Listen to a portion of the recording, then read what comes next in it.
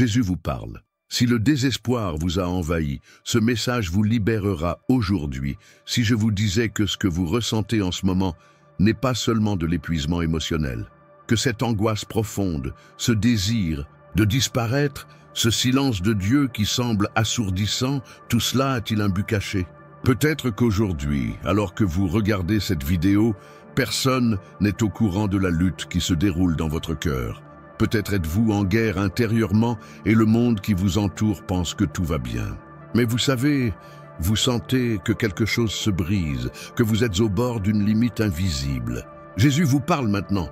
Oui, avec toi qui as pensé à abandonner, avec vous qui avez prié hier soir pour demander une réponse, pour implorer un soulagement, avec toi qui penses perdre la foi, vous n'êtes pas tombé sur cette vidéo. Et par hasard, il y a des vérités spirituelles qui ont été cachées, étouffées par des voix religieuses, étouffées par une culpabilité qui n'est pas la leur. Et aujourd'hui, Jésus vous révélera quelque chose que beaucoup n'ont jamais entendu. Car ce que vous êtes sur le point de découvrir ici n'est pas un joli message, c'est une révélation profonde, venue directement du cœur de Dieu, capable de libérer votre âme de la prison que le désespoir a construite autour d'elle. Vous n'êtes pas faible de ressentir cela. Vous n'êtes pas seul à pleurer sans raison. Vous n'êtes pas perdu parce que vous ne pouvez plus prier. Il y a un niveau de douleur si intense que l'âme hurle dans le silence. Et c'est dans ce cri que Jésus répond. Ce message s'adresse à ceux qui ont déjà essayé toutes les options et aucune d'entre elles n'a fonctionné. Pour ceux qui ont entendu des promesses qui n'ont pas été tenues. Pour ceux qui en ont assez de dire « tout va bien », alors qu'à l'intérieur, ils sont en morceaux. Peu de gens peuvent supporter d'entendre ce qui va être dit maintenant. Peu de gens ont le courage d'affronter la vérité qui transforme.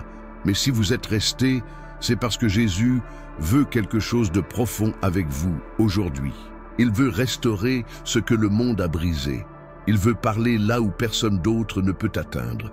Mais vous devez être prêts, car ce qui sera révélé dans cette vidéo, c'est peut-être exactement ce que votre cœur vous supplie silencieusement d'entendre. Jésus vous parle. Se préparer. Le désespoir n'aura plus de pouvoir sur vous. Le message que vous êtes sur le point de recevoir maintenant a été enregistré pour ce moment précis de votre vie. Ne sort pas. Ne vous arrêtez pas. Parce que ce qui est sur le point d'être révélé peut libérer votre âme aujourd'hui. Si vous êtes arrivé jusqu'ici, n'ignorez pas ce que vous ressentez en ce moment. Il se passe quelque chose dans votre cœur qui n'est pas seulement une émotion, c'est quelque chose de spirituel.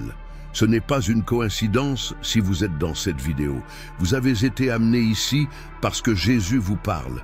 Il t'a vu dans le silence de la nuit, quand personne n'a remarqué que ton oreiller était mouillé de larmes. Il t'a vu quand tu faisais semblant d'aller bien, juste pour ne pas inquiéter personne. Et maintenant, il veut vous atteindre d'une manière que vous n'avez peut-être jamais connue auparavant. Mais avant de continuer, je dois vous faire une invitation très importante. Pas pour moi, mais pour ce que Dieu veut faire à travers toi. Si ce message touche déjà votre cœur, profitez de cette vidéo maintenant comme un acte de foi. Oui, appuyer sur ce bouton est plus qu'un simple engagement. C'est l'évangélisation. C'est comme si vous disiez « Seigneur, utilise cette parole pour atteindre d'autres personnes qui souffrent également. » Abonnez-vous à la chaîne maintenant, non seulement pour recevoir les vidéos à venir, mais pour se connecter avec une communauté qui recherche également la délivrance, la guérison, la foi vivante. Chaque nouvelle parole que vous recevrez ici sera comme un pas de plus vers la restauration que Dieu prépare pour vous. Mais allons plus loin, écrivez dans les commentaires dès maintenant « J'ouvre mon cœur, parle-moi Jésus ».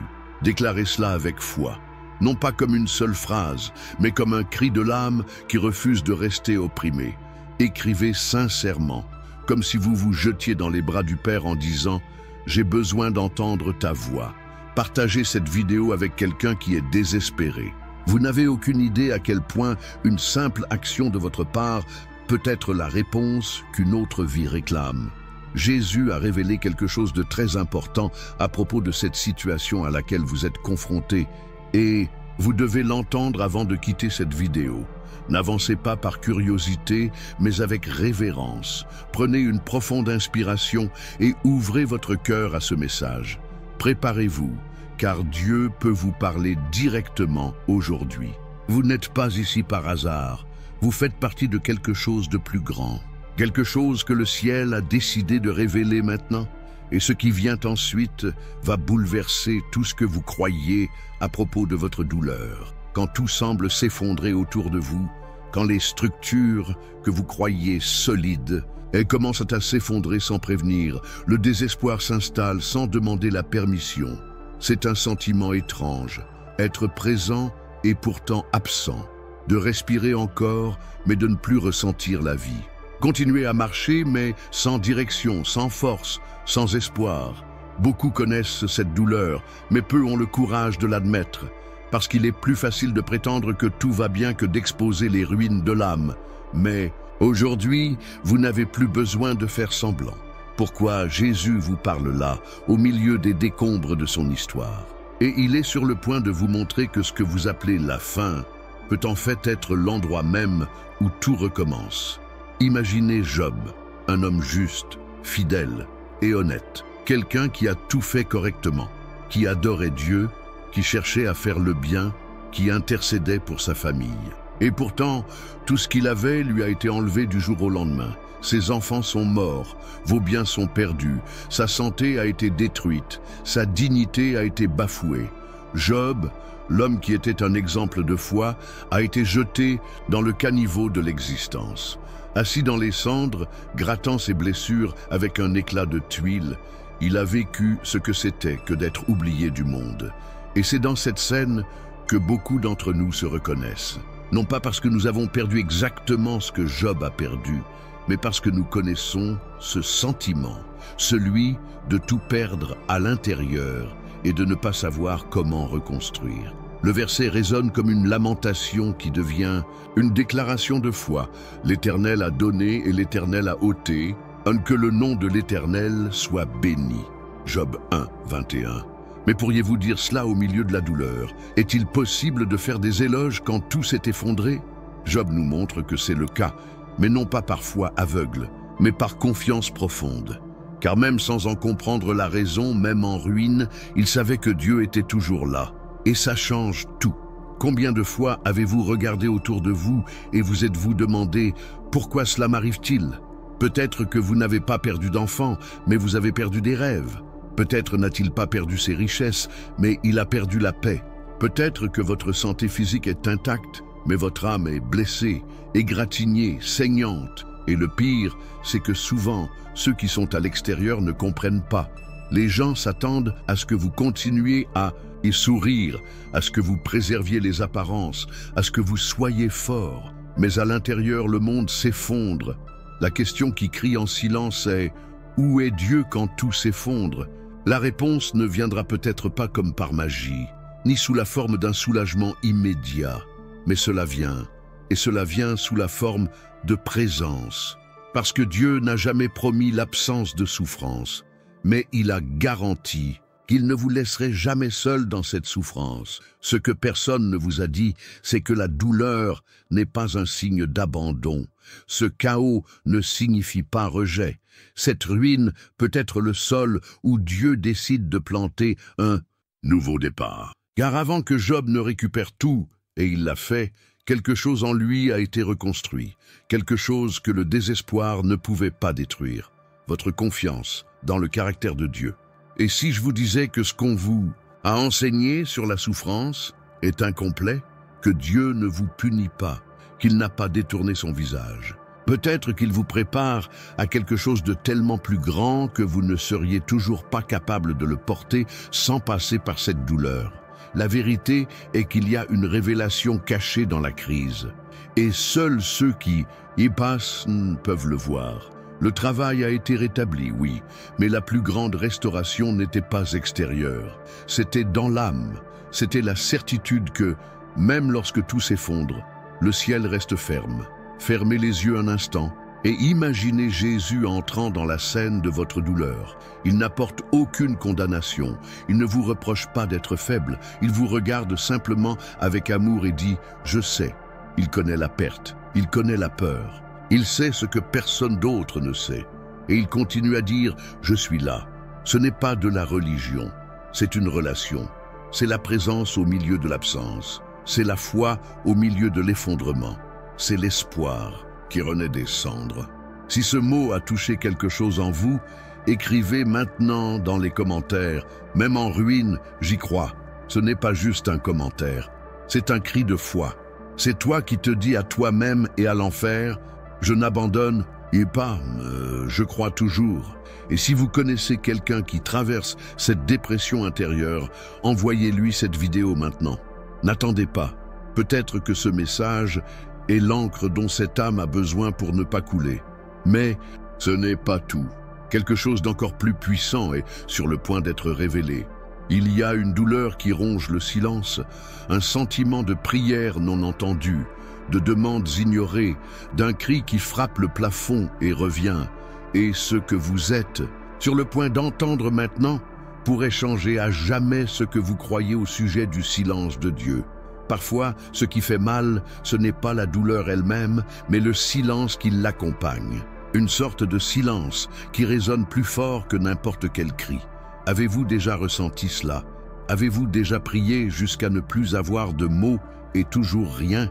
Comme si vos supplications touchaient le plafond et revenaient et froide, comme si le ciel était sourd à vos oreilles. C'est l'une des douleurs les plus difficiles à supporter, parler à Dieu et ne pas recevoir de réponse. C'est dans ce silence angoissant que beaucoup de gens commencent à croire qu'ils ont été oubliés. Mais que se passerait-il si je vous disais que le silence de Dieu n'est pas une absence, c'est une préparation, et qu'il y a une histoire oubliée, une femme blessée à l'intérieur, qui a vécu ce même sentiment. Et c'est précisément dans ce silence que Dieu l'a trouvée. Son nom était Anna. Alors que d'autres femmes célébraient leurs enfants, Anna portait le poids d'un ventre vide et d'une âme qui saignait en secret. Chaque année, elle allait au temple. Chaque année, je demandais. Il a crié, j'ai pleuré, et chaque année, rien ne changeait. Mais ce que personne ne réalisait peut-être, c'est qu'à chaque fois qu'Anne revenait en présence de Dieu, elle apportait une offrande qui ne pouvait être vue avec les yeux, des larmes. Elle priait avec amertume dans l'âme. Non, pas avec de belles paroles, mais avec une douleur si profonde qu'elle en arrivait à être confondue avec l'ivresse. Le prêtre Élie, en la voyant, pensa qu'elle était ivre. Mais non, elle était juste en train de fuir à l'intérieur. Et le verset dit, dans l'amertume de son âme, il pria le Seigneur et pleura amèrement. 2 Samuel 1:10. Combien de fois avez-vous également été mal compris parce que vous ressentiez trop de choses? Avez-vous déjà été jugé pour votre faiblesse? Avez-vous déjà été discrédité parce que votre foi semblait n'avoir aucune forme? Anna représente tous ceux qui sentent que Dieu est silencieux, mais continuent à insister. Elle nous enseigne qu'il existe une sorte de foi qui ne crie pas, elle pleure simplement. Cela n'exige pas de réponse, mais se déverse, qui ne voit rien se passer, mais reste. Et c'est là que beaucoup trébuchent, parce qu'on nous a appris à attendre des réponses rapides de Dieu, des manifestations visibles, des miracles instantanés. Mais il y a des secrets qui ne sont révélés que dans le silence. Et si le silence de Dieu n'était pas un rejet, mais une construction silencieuse de quelque chose de grand, et s'il façonnait votre moi intérieur en quelque chose de plus grand que ce que vous demandez? Anna voulait un enfant. Dieu voulait un prophète. Et tandis qu'Anne pensait qu'elle était ignorée, le ciel préparait Samuel, l'homme qui allait changer l'histoire d'Israël. Dieu n'est pas resté silencieux. Il orchestrait une réponse qui transcendait la demande. Mais avant de confier à Anna cette mission, il avait besoin qu'elle parvienne à se vider d'elle-même. Et c'est exactement ce qui s'est passé dans cette prière. Peut-être que ce que vous ressentez en ce moment est exactement cela, un vide insupportable. Un silence qui fait plus mal que n'importe quel mot. Mais écoutez, Jésus vous parle à travers l'exemple d'Anne. Il dit « Je t'ai entendu ». Même si cela ne semble pas être le cas, même si tout indique le contraire, même si vous êtes sur le point d'abandonner, Dieu ne t'a pas oublié. La réponse que vous cherchez tant ne viendra peut-être pas comme vous l'espérez, mais elle viendra au moment idéal, avec un objectif encore plus grand que celui que vous avez demandé, parce qu'il ne répond pas seulement pour vous faire un plaisir, il répond pour vous transformer. Prenez une grande inspiration. Permettez-vous de ressentir ce message. Peut-être que votre plus grand cadeau en ce moment n'est pas la réponse, mais la certitude que vous êtes préparé. Le silence de Dieu est comme l'intervalle entre la plantation et la récolte. Une époque où tout semble immobile, mais où les racines poussent profondément. Vous êtes-vous déjà demandé si ce silence est vraiment un manque de foi, ou s'il est précisément un signe que Dieu vous fait confiance pour endurer l'attente? Souvent, la foi la plus puissante ne réside pas dans le cri d'un miracle, mais dans le murmure de la persévérance. Si ce mot a parlé à votre cœur, commentez maintenant. Même dans le silence, j'ai confiance. N'hésitez pas, cet acte peut être votre cri spirituel. Ton cri silencieux devant le ciel.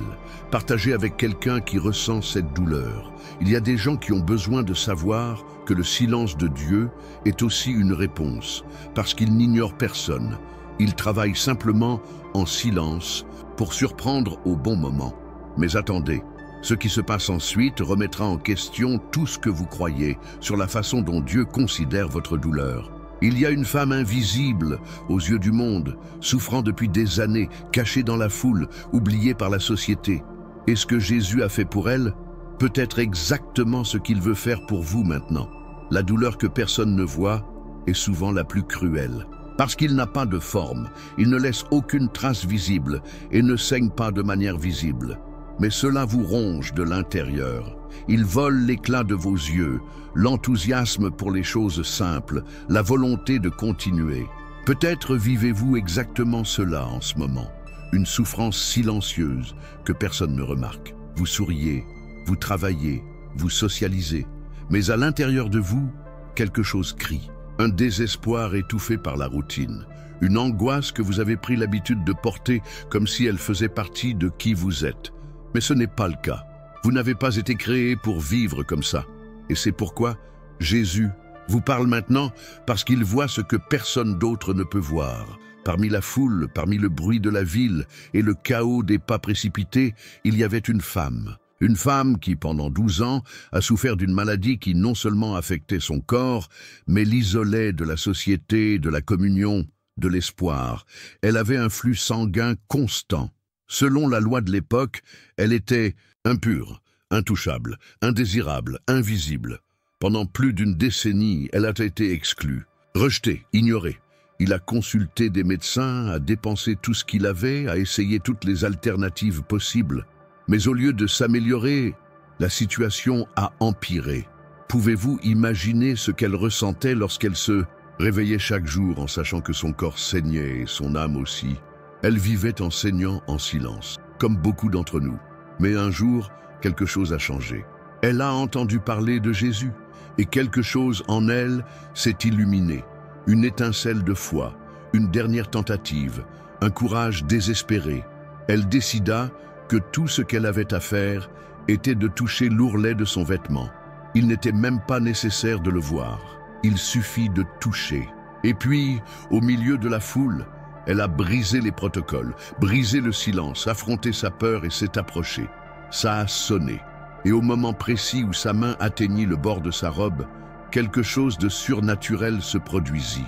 Elle y fut guérie. Mais le plus grand impact n'a pas été le remède, c'était le regard de Jésus. Il s'est arrêté, recherché, il a appelé. Qui m'a touché? Il a demandé. Les disciples trouvèrent cela étrange, car il y avait foule. Mais Jésus ressentait quelque chose de différent à ce contact. Il ressentait la foi, il ressentait de la douleur, cela semblait vrai. Et puis, lorsqu'elle se révéla, il dit « Ma fille, ta foi t'a sauvée, va en paix ». Marc 5, 34. Fille. Le premier mot qu'elle entendit de la part de Jésus était un mot d'appartenance. Quelque chose qu'elle n'avait pas entendu depuis des années. Une reconnaissance, une acceptation, une guérison bien plus grande que physique. Parce que Jésus n'arrête pas seulement le saignement, il guérit l'âme. Cela renvoie l'identité. Cela restaure la dignité. Et c'est peut-être exactement ce dont vous avez besoin en ce moment. Non seulement d'arrêter de saigner, mais d'être rappelé à la vie. Combien de fois vous êtes-vous senti comme cette femme? Ignorée, jugée, cachée dans la foule? Combien de fois votre douleur a-t-elle été discréditée? Ou pire, invisible? Peut-être êtes-vous entouré de gens et pourtant vous vous sentez seul, comme si personne n'avait remarqué sa lutte. Mais Jésus le remarque, il ressent, il arrête tout à cause d'un seul contact, à cause d'un cœur qui croit encore, à cause d'une foi fatiguée mais vivante, à cause de toi. Si ce message vous a parlé au cœur, commentez maintenant « Jésus, je crois toujours ». Ne laissez pas passer ce moment. Cette déclaration pourrait être votre touche sur l'ourlet du manteau. Cela pourrait être votre acte de foi. Et si cette parole touche votre âme, regardez cette vidéo maintenant comme un acte de foi. Oui, aimer ce contenu est plus qu'un simple engagement, c'est de l'évangélisation. Il s'agit de répandre l'espoir à d'autres vies qui, comme vous, saignent en silence. Votre amour peut être un instrument de guérison, un clic de foi, un geste prophétique. Et si vous n'êtes pas encore abonné à cette chaîne, faites-le maintenant. Rejoignez une communauté de vraies personnes qui ressentent, pleurent, croient. Ici, chaque vidéo est une chance de toucher Jésus. Chaque message est un chemin vers la guérison. Inscrivez-vous comme pour dire « Je ne souffrirai plus en silence » et partagez ce message avec quelqu'un qui a besoin d'entendre qu'il y a encore de l'espoir pour ceux qui souffrent en secret. Mais attendez, ce qui va suivre pourrait bien ébranler tout ce que vous croyez sur l'anxiété, sur les pensées qui défilent, sur cette lutte mentale qui ne semble jamais s'arrêter. Parce qu'il y a un prophète qui a aussi souhaité la mort. Et ce que Dieu en a fait peut être la clé que votre âme recherche en ce moment. La douleur que personne ne voit devient souvent un poids insupportable pour l'esprit. Et ce poids commence à envahir chaque pensée, chaque souvenir, chaque moment de la journée. Parfois, la bataille n'est pas terminée. C'est dedans, c'est mental, c'est silencieux, mais c'est violent. Le corps est présent, mais l'âme est épuisée. On dit « Ayez la foi, ça passera, pensez positif ». Mais rien de tout cela ne calme la tempête qui se forme à l'intérieur de ceux qui ne savent plus faire taire leur propre esprit. Pensées qui s'emballent, inquiétude constante, cœur qui bat plus vite sans raison. Et toi, même en essayant de rester fort, tu te rends compte que tu te perds en toi-même. L'esprit est devenu une prison. Mais c'est dans ce genre d'endroit où personne n'entre, où la douleur est invisible, que Jésus vous parle. Élie connaissait la puissance de Dieu. Ce n'était pas n'importe quel homme, c'était un prophète, instrument du ciel. Il avait accompli des miracles, confronté au roi, feu apporté du ciel. Mais il y eut un jour où Élie s'enfuit. Il s'enfuit dans le désert et, sous un genévrier, fit une prière inattendue. « Assez, prends ma vie, Seigneur !» 1 Roi 19,4. Il était fatigué. L'homme qui avait affronté la foule ne pouvait plus désormais faire face à son propre esprit. Il ne voulait pas mourir parce qu'il avait perdu la foi. Il voulait mourir parce qu'il était trop fatigué pour continuer. Et c'est là qu'il faut s'arrêter et réfléchir. Se pourrait-il que vous aussi, vous souffriez d'épuisement et que vous le confondiez avec un manque de foi? La religion nous a appris à cacher nos crises, mais la Bible nous invite à révéler, faire face, à livrer. Élie, même s'il s'enfuyait, a fait quelque chose de bien. Il a confié sa douleur à Dieu. Et qu'a fait le Seigneur? L'as-tu puni? L'as-tu abandonné? Non. Dieu l'a nourri. J'ai donné du pain, a donné de l'eau, a donné du repos. Parce que Dieu sait qu'un esprit fatigué a besoin d'être soigné avant d'être rechargé. Dieu n'a pas traité Élie avec des exigences. Il le traitait avec affection. Et puis, avec un but précis. Parce que la mission d'Élie n'était pas encore terminée. Ce que le prophète pensait être la fin n'était qu'une pause pour se renouveler. Avez-vous besoin d'une pause? Cette fatigue que vous ressentez, cette anxiété, cette insomnie constante, ces pensées répétitives, pourraient-elles être un cri de votre âme demandant des soins? Avez-vous déjà pensé que ce que vous appelez faiblesse n'est peut-être qu'un signe que vous êtes allé trop loin en essayant de tout porter seul? Élie n'était pas dans le péché. J'étais bouleversé. Et Dieu, au lieu de le juger, le soutint. Voici le message que vous devez entendre aujourd'hui.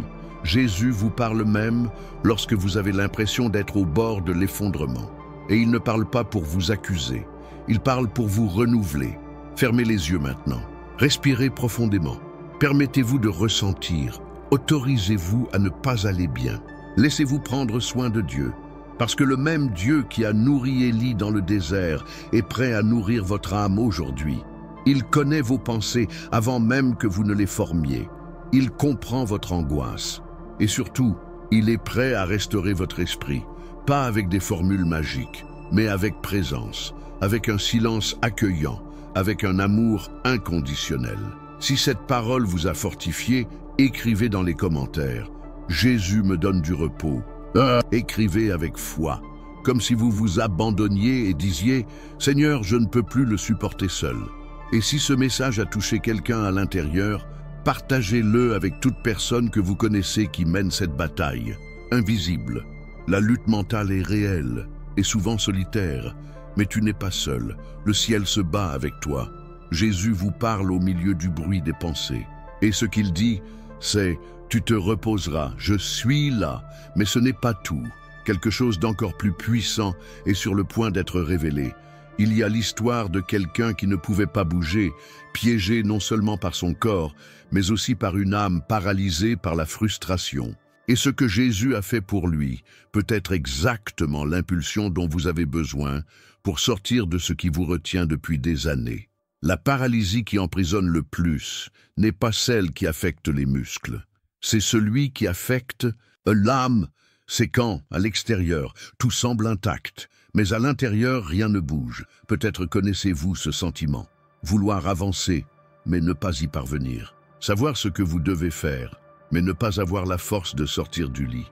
Se sentir coincé dans des répétitions de douleur, de culpabilité, de frustration. Comme si votre histoire était en pause. Et le pire, alors que tout le monde autour de vous continue de vivre, vous restez là, paralysé, émotionnellement figé, attendant que quelque chose ou quelqu'un vous sorte de cet endroit. Et c'est exactement ce dont l'Esprit veut vous parler maintenant. Pourquoi Jésus vous parle? Oui, même quand tu es au sol. Dans l'Évangile de Jean, chapitre 5, nous trouvons un homme qui était comme cela, arrêté, littéralement, paralytique depuis 38 ans. 38 ans de frustration, d'attente, de douleur invisible. Il se tenait près de la piscine de Bethesda, un lieu où, selon la tradition, des anges descendaient et agitaient les eaux. Celui qui parvenait à entrer en premier après le mouvement était guéri. Mais cet homme n'a jamais réussi. Quelqu'un arrive toujours en premier. Il y avait toujours une excuse, une limitation, une impossibilité. Il a vu d'autres personnes être guéries, mais il est resté là.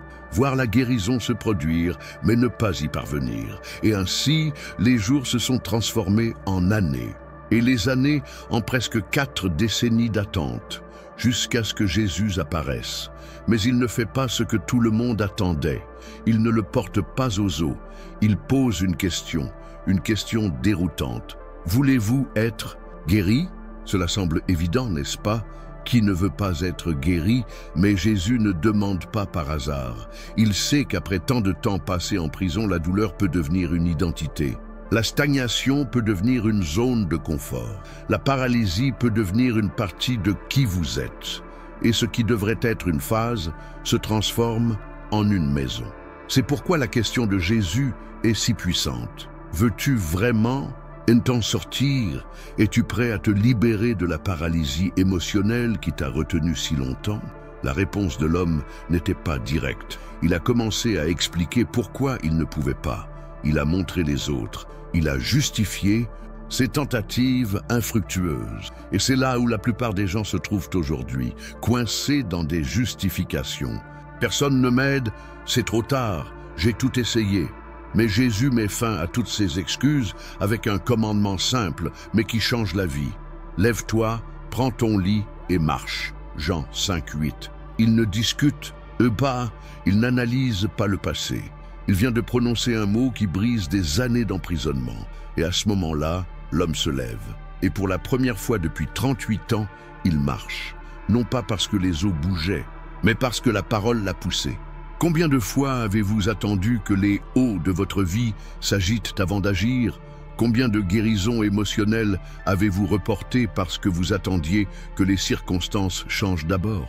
Ce que révèle cette histoire, c'est que votre libération ne dépend pas du scénario, ni de l'aide des autres, ni de conditions idéales. Cela dépend de votre réponse à ce que Jésus dit déjà. Et il parle maintenant, pas avec des accusations, mais avec invitation. Jésus vous parle et dit « Lève-toi », même si personne ne vous a aidé auparavant, même si vous avez accumulé des échecs, même si ton âme a perdu son souffle. Il est encore possible de se relever, mais attention, le commandement de Jésus comprend un détail important. Prends ton lit. Il n'a pas dit de laisser le lit derrière lui. Je t'ai dit de le porter. Pourquoi? Parce que votre histoire doit être emportée avec vous. Non pas pour vous emprisonner, mais pour vous rappeler d'où vous venez, pour témoigner, pour montrer que ce qui vous retenait autrefois est désormais quelque chose que vous portez. Non pas comme un fardeau, mais comme une preuve de grâce. Si ce message vous a parlé au cœur, commentez maintenant « Je choisis de m'élever ». N'attendez pas que tout change avant de décider. Cette déclaration, aussi simple qu'elle puisse paraître, peut être votre premier pas pour sortir de la paralysie. Jésus vous parle non pas pour vous reprocher le temps perdu, mais pour vous rappeler qu'il y a encore un chemin, il y a encore du mouvement, il y a encore de la vie. Et si vous connaissez quelqu'un qui est émotionnellement bloqué, pris au piège dans un cycle de stagnation, envoyez-lui cette vidéo maintenant. Vous pouvez être le pont entre cette personne et la voix qui la libérera. C'est un appel à tous ceux qui ont été paralysés par un traumatisme, un rejet, un épuisement. Il est temps de se lever. Et quand tu te lèves, prends le lit. Avec toi, ne cachez pas votre histoire. Elle sera un témoignage que le Dieu qui guérit est toujours parmi nous. Mais ce n'est pas tout. Ce qui vient ensuite est encore plus intime, plus profond, plus humain. Il y a un disciple qui marchait avec Jésus, qui avait promis de ne jamais échouer, mais qui est tombé. Et la façon dont Jésus l'a restauré révèle l'amour le plus inexplicable que vous ayez jamais entendu. Se préparer, parce que ce qui sera révélé peut libérer même la plus lourde culpabilité que vous portez. Parfois, le silence de Dieu est tranchant comme une lame, mais il y a une douleur encore plus profonde, celle qui survient lorsque vous sentez que vous n'êtes plus digne de le chercher. Et cette douleur est camouflée dans les souvenirs. Elle se cache dans des souvenirs qui ne guérissent pas. Des plaies qui, au lieu de se refermer, continuent de palpiter même après tant de temps. Vieille culpabilité, des décisions que vous ne pouvez pas pardonner, des mots que tu as dit et que tu regrettes, des attitudes qui détruisent ce qui était précieux. Il y a des moments où vous voulez prier, mais vous avez honte. Pas seulement votre histoire, mais ce que vous êtes devenu grâce à elle. Et peut-être que si vous êtes complètement honnête avec vous-même en ce moment, vous reconnaîtrez. Vous avez fui Dieu, non pas parce que vous ne l'aimez pas, mais parce que vous croyez qu'il ne vous veut plus. C'est la prison invisible de la culpabilité. La prison spirituelle où la honte enferme l'âme à l'intérieur. Et si vous êtes là, piégé dans cette cellule que vous avez construite vous-même, je dois vous raconter une histoire qui brisera ces chaînes. Parce que Jésus vous parle, Pierre était proche de Jésus. Pas seulement un adepte, mais un ami. Audacieux, impulsif, courageux, le genre de personne qui promet d'aller jusqu'au bout avec celle qu'il aime. Mais dans cette nuit noire, alors que tout semblait s'effondrer, Pedro a fait l'impensable. Il a renié Jésus. 3 fois, publiquement, lâche. Et quand le coq chanta, ses yeux rencontrèrent ceux de Jésus. La Bible ne rapporte aucun mot échangé entre eux à ce moment-là. Mais le regard dans les yeux de Jésus, ce regard a dû tout dire. Pierre sortit et pleura amèrement. Ce n'était plus seulement la peur d'être arrêté. C'était le poids d'avoir trahi ceux qui lui faisaient le plus confiance. C'était la culpabilité qui me rongeait. La honte devient un manteau impossible à arracher. Pendant des jours, Pedro disparaît. Ajoutez, éloignez-vous de vous-même, une partie de la mission, un peu de foi, et peut-être vivez-vous ce même exil émotionnel. Peut-être avez-vous laissé tomber quelqu'un qui vous faisait confiance. Peut-être avez-vous fait quelque chose qui contredit tout ce que vous croyez. Et maintenant, vous vivez en essayant de paraître fort, tout en cachant le désespoir de vous être éloigné non seulement de la présence de Dieu, mais de qui vous étiez avant cela. Mais voici le point de basculement. Jésus est ressuscité, et quand il revient, il n'appelle pas le plus parfait, il appelle Pierre, non pas pour l'humilier, mais pour le restaurer. Lors de cette rencontre au bord de la mer, Jésus demande à Pierre 3 fois s'il l'aime. 3, le même nombre de fois que Pierre l'a renié. Coïncidence? Jamais. C'était la rédemption. Oui, Seigneur, tu sais que je t'aime. Pedro répond peut-être d'une voix étranglée, peut-être incapable de soutenir son regard. Mais Jésus l'interrompt et l'appelle « Paix mes brebis ». Jean 21, 17. Il ne se contente pas de pardonner à Pierre. Il lui redonne un but. Il reconstruit son identité. Il sauve la valeur que Pierre pensait avoir perdue à jamais. Et c'est cela, mon frère, ma sœur, que Jésus fait avec vous maintenant, pendant que vous écoutez cette parole. Il dit « Je te désire toujours. J'ai toujours un appel sur ta vie. Il y a encore quelque chose de grand que je vais accomplir, à travers toi. Mais voici une vérité que peu de gens ont le courage d'affronter. Parfois, le plus grand obstacle à l'écoute de la voix de Dieu n'est pas le péché lui-même, mais la culpabilité non résolue que le péché a laissée derrière lui. La honte devient un filtre, une lentille déformante, et vous commencez à voir Dieu comme distant, sévère, inaccessible. Mais c'est un mensonge planté par l'ennemi. Jésus n'est pas scandalisé par votre douleur. Il ne vous évite pas à cause de votre erreur. Au contraire, il va à la plage de votre échec pour préparer le petit déjeuner de votre restauration. Et il le fait en public, devant les disciples, pour que tout le monde puisse voir. Pierre est de retour. Pierre est aimé. Pedro est utile. Pierre est toujours Pierre, même après sa chute. Combien de fois vous êtes-vous regardé dans le miroir et avez-vous dit « Je ne suis plus celui que j'étais » ? Combien de fois avez-vous eu l'impression que Dieu vous avait abandonné ? Combien de fois vous êtes-vous convaincu que vous ne pouviez plus être utilisé par lui ou que ta voix s'est tue au ciel ? Mais que se passerait-il si je vous disais que, tout comme Pierre, votre point le plus bas n'a pas annulé l'appel de Dieu dans votre vie? Il a simplement préparé le terrain pour un retour encore plus fort. Et si je vous révélais que la honte que vous ressentez aujourd'hui est la matière première que Dieu utilisera pour relever ceux qui sont tombés demain? Si ce message vous interpelle, écrivez dans les commentaires « Jésus veut que je revienne ». N'écrivez pas uniquement par émotion, écrivez comme si vous déchiriez des chaînes invisibles, comme pour dire « Je sais que j'ai échoué, mais je sais aussi que son amour est plus grand que mon erreur ». Écrire comme un acte prophétique. Parce qu'à ce moment-là, vous n'interagissez pas seulement avec une vidéo, vous entrez dans une conversation avec le ciel. Vous ne regardez pas simplement quelque chose. Vous êtes observé par celui qui connaît chaque détail de votre douleur et qui pourtant choisit de vous appeler par votre nom. Jésus vous parle. Il dit « Reviens, je compte toujours sur toi ». Et peu importe qui a essayé de vous faire croire le contraire, cette parole est la preuve vivante que Dieu est toujours en train d'écrire son histoire. Et le plus surprenant, c'est que dans les chapitres les plus douloureux, il écrit avec plus de soin, avec plus de détails, avec plus de présence. Dieu n'efface pas votre histoire, il la transforme. Mais ce n'est pas tout. Il y a une douleur encore plus paralysante que la honte. C'est le sentiment d'être piégé à l'intérieur. Se réveiller chaque jour avec le sentiment que quelque chose est coincé, bloqué, comme si la vie s'était arrêtée dans le temps. Et ce que vous êtes sur le point d'entendre maintenant pourrait être la clé qui libérera votre âme de cette prison. Préparez-vous, car ce qui va suivre va bouleverser tout ce que vous pensiez savoir sur ce que signifie être guéri par Jésus. Lorsque le passé nous fait mal, nous devenons paralysés. Mais lorsque la peur domine le présent, c'est comme si le futur disparaissait.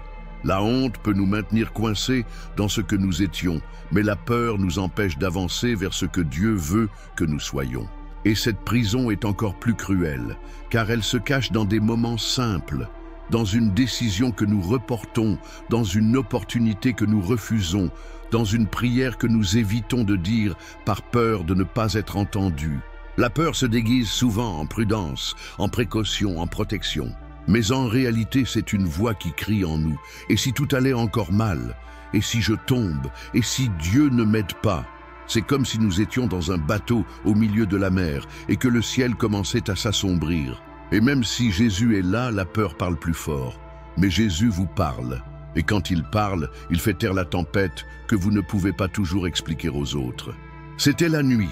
La mer de Galilée, connue pour ses changements climatiques soudains, est devenue le théâtre d'une panique. Les disciples, dont beaucoup étaient des pêcheurs expérimentés, commencèrent à lutter contre les vagues. L'eau a envahi le bateau, le vent rugissait et l'obscurité semblait engloutir tout espoir. Au milieu du désespoir, là où l'on s'attendrait à voir les plus forts agir avec courage, la peur a pris le dessus. Ils ont crié, ils ont supplié. Et puis, au milieu du chaos, quelqu'un s'est souvenu, Jésus est avec nous. Dormir, oui, mais présent. C'est alors qu'ils le réveillèrent, peut-être avec un mélange de foi et de désespoir. « Seigneur, sauve-nous, nous allons mourir !» Et Jésus se lève. Affrontez le vent, comme si vous faisiez face à un ennemi invisible. Et puis, il demande, « Pourquoi as-tu si peur? N'as-tu toujours pas la foi ?» Matthieu 8, 26. Cette question n'était pas une réprimande. C'était une invitation, un appel à quelque chose de plus profond, parce que leur peur était légitime, les vagues étaient réelles. Mais ce que Jésus voulait dire, c'est que même lorsque le scénario est effrayant, sa présence devrait être plus grande que la panique. Et c'est peut-être le mot que vous aviez besoin d'entendre aujourd'hui. Vous n'êtes pas faible parce que vous ressentez de la peur. Tu es humain. Mais la peur ne peut pas être la voix dominante dans votre vie. Il ne peut pas définir ses décisions. Vous ne pouvez pas non plus faire taire votre foi. Jésus ne veut pas seulement vous délivrer de la tempête, il veut que vous le voyiez au milieu de celle-ci. Et surtout, il veut que vous réalisiez que la tempête n'a jamais eu plus de puissance que sa parole. Combien de fois avez-vous ressenti la peur vous glacer de l'intérieur? Cette anxiété qui commence comme une pensée et devient bientôt un poids sur votre poitrine. La peur de perdre le contrôle. L'insécurité face à l'incertitude. Et la voix de la peur murmure « Ne prends pas de risques, reste où tu es, ne prie pas, n'ose pas croire, ça va encore faire mal. » La peur vous convainc de vous protéger, même de Dieu. Mais le Saint-Esprit vous dit maintenant « Arrêtez d'écouter la tempête, commencez à écouter la voix du Sauveur. » Pourquoi Jésus vous parle? Et la question qu'il pose aux disciples, il vous la pose aussi aujourd'hui. Pourquoi avez-vous si peur? Tu ne te rends pas compte que je n'ai jamais quitté le bateau? Et voici quelque chose que presque personne ne réalise. La tempête n'est pas venue pour détruire les disciples, elle est venue leur révéler la puissance de Jésus. Certaines crises auxquelles nous sommes confrontés ne sont pas des signes de l'absence de Dieu, mais des occasions de le connaître d'une manière que nous n'avons jamais connue auparavant. S'il n'y avait pas eu de vent, ils n'auraient pas vu Jésus calmer la mer. S'il n'y avait pas eu de peur, il n'aurait pas appris à faire confiance. La peur n'a de pouvoir que jusqu'à ce que la foi s'éveille.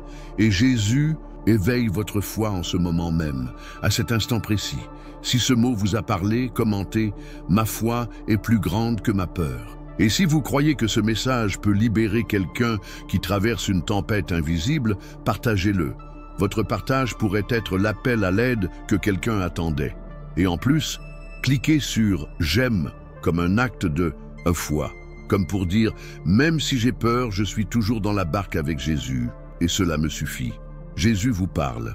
Il voit quand vous essayez de cacher votre insécurité avec des sourires. Il entend les pensées que personne et d'autres n'entend. Et il ne vous juge pas parce que vous avez peur, il vous invite à faire confiance. Parce que la foi n'est pas l'absence de peur, c'est le choix de croire, même lorsque la peur insiste pour crier. C'est regarder vers Jésus au milieu du chaos et se rappeler, il a autorité sur tout. C'est plus grand que l'anxiété, et plus grand que le diagnostic, plus grand que la perte, plus grand que le doute, plus grand que le vent. Et si vous êtes arrivé jusqu'ici, je dois vous dire, il y a quelque chose d'encore plus intense que la tempête qui nous entoure. C'est l'ouragan qui se forme dans l'esprit, fatigue mentale, l'agitation qui ne donne aucun répit, les pensées qui se bousculent et ne s'arrêtent pas, même pas à l'aube, et ce que vous êtes sur le point d'entendre ensuite évoquera une douleur silencieuse mais dévastatrice. Préparez-vous à l'une des histoires les plus émouvantes que la Bible rapporte. Après avoir vu à quel point le passé peut nous piéger avec des sentiments de culpabilité et de honte, il est nécessaire de regarder quelque chose qui emprisonne encore plus de personnes dans le silence. La peur. Oui, cette peur qui ne crie pas avec des mots, mais qui murmure dans le cœur à chaque pas de foi. Cela peut prendre 1000 formes. La peur de perdre, la peur de réessayer, la peur d'être rejeté, la peur que les choses empirent, la peur, lorsqu'elle s'installe, non seulement paralyse, mais étouffe la voix de l'espoir. Et c'est à ce moment-là que beaucoup abandonnent, non pas par manque de foi, mais parce qu'ils sont épuisés de lutter contre quelque chose d'invisible qui les domine de l'intérieur. Avez-vous déjà été dans une tempête émotionnelle où tout semblait hors de contrôle? Où la peur n'était pas une menace physique, mais quelque chose que vous ne pouviez même pas expliquer? C'est exactement ce qui s'est passé avec les disciples cette nuit-là, lorsque le bateau a failli couler. Jésus était avec eux, mais ils dormaient. La mer était déchaînée, le vent hurlait et même les pêcheurs les plus expérimentés, les hommes habitués à la mer, étaient paniqués. La peur avait pris le dessus sur l'expérience. La peur avait pris le dessus sur la logique et pendant un moment, il semblait même que la foi allait gagner. Pourquoi as-tu si peur, toi qui as peu de foi? Ce furent les paroles de Jésus avant de se lever et de réprimander le vent et la mer, apportant la paix là où il n'y avait que le désespoir. Matthieu 8, 26. Mais avez-vous déjà remarqué quelque chose dans ce verset? Jésus n'a pas commencé par calmer la tempête. Il a commencé par affronter le cœur, parce que souvent, ce qui nous fait sombrer, ce n'est pas ce qui se passe autour de nous, c'est ce qui se passe à l'intérieur de nous. La peur n'est pas seulement un symptôme émotionnel. Dans de nombreux cas, il s'agit d'une prison spirituelle. Et Jésus le savait. C'est pourquoi il a non seulement ordonné la paix à la mer, mais il a aussi apporté la délivrance aux âmes de ces hommes.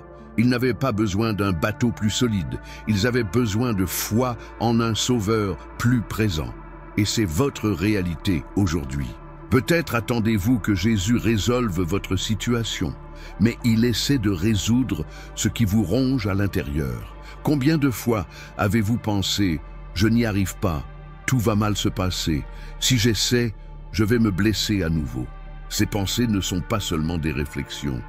Ce sont des phrases spirituelles qui, petit à petit, créent une tempête dans votre âme. Mais Jésus vous parle maintenant. Il ne dort pas. Il est dans son bateau. Ce qui manque, ce n'est pas sa présence.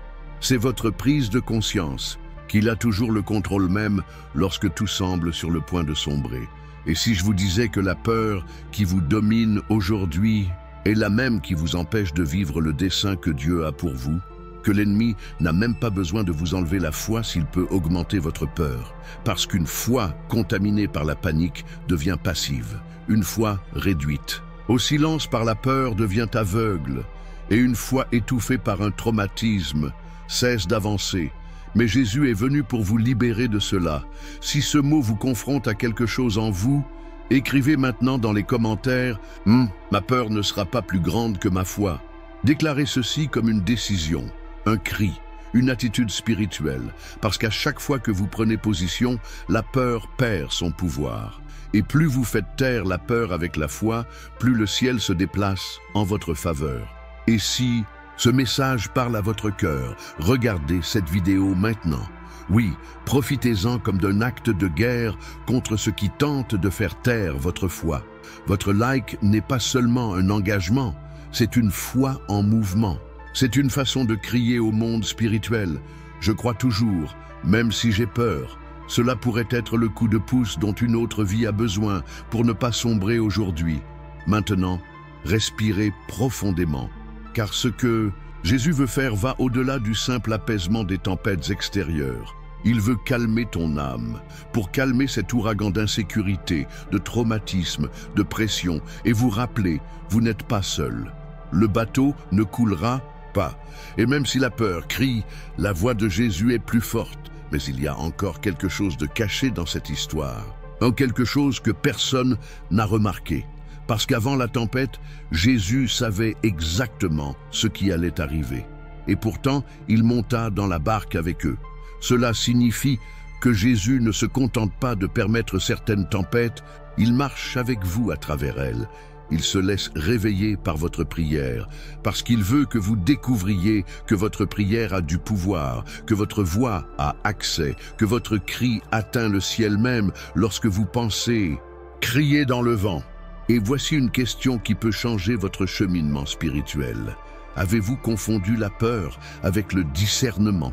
Combien de décisions avez-vous échoué à prendre, pensant que c'était Dieu qui vous en empêchait, mais au fond, ce n'était que de la peur déguisée en prudence? Avez-vous déjà arrêté de faire un nouveau pas par prudence ou par traumatisme? Le temps est venu de séparer la voix de Dieu de la voix de la peur. Parce que beaucoup de gens stagnent spirituellement, non pas parce que Dieu leur a dit d'arrêter, mais parce que la peur parlait plus fort et ils ont obéi. Jésus vous parle tout de suite et il dit « Je suis toujours plus grand que le vent.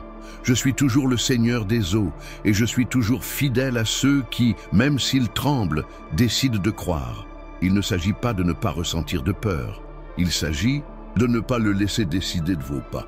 Il s'agit de marcher même sans comprendre. Il s'agit de dire « Seigneur, j'irai même si mon cœur bat la chamade. » Et tu sais quoi d'autre? Jésus n'a pas attendu que les disciples prouvent qu'ils avaient suffisamment de foi. Il a quand même calmé la mer. Cela révèle quelque chose de puissant.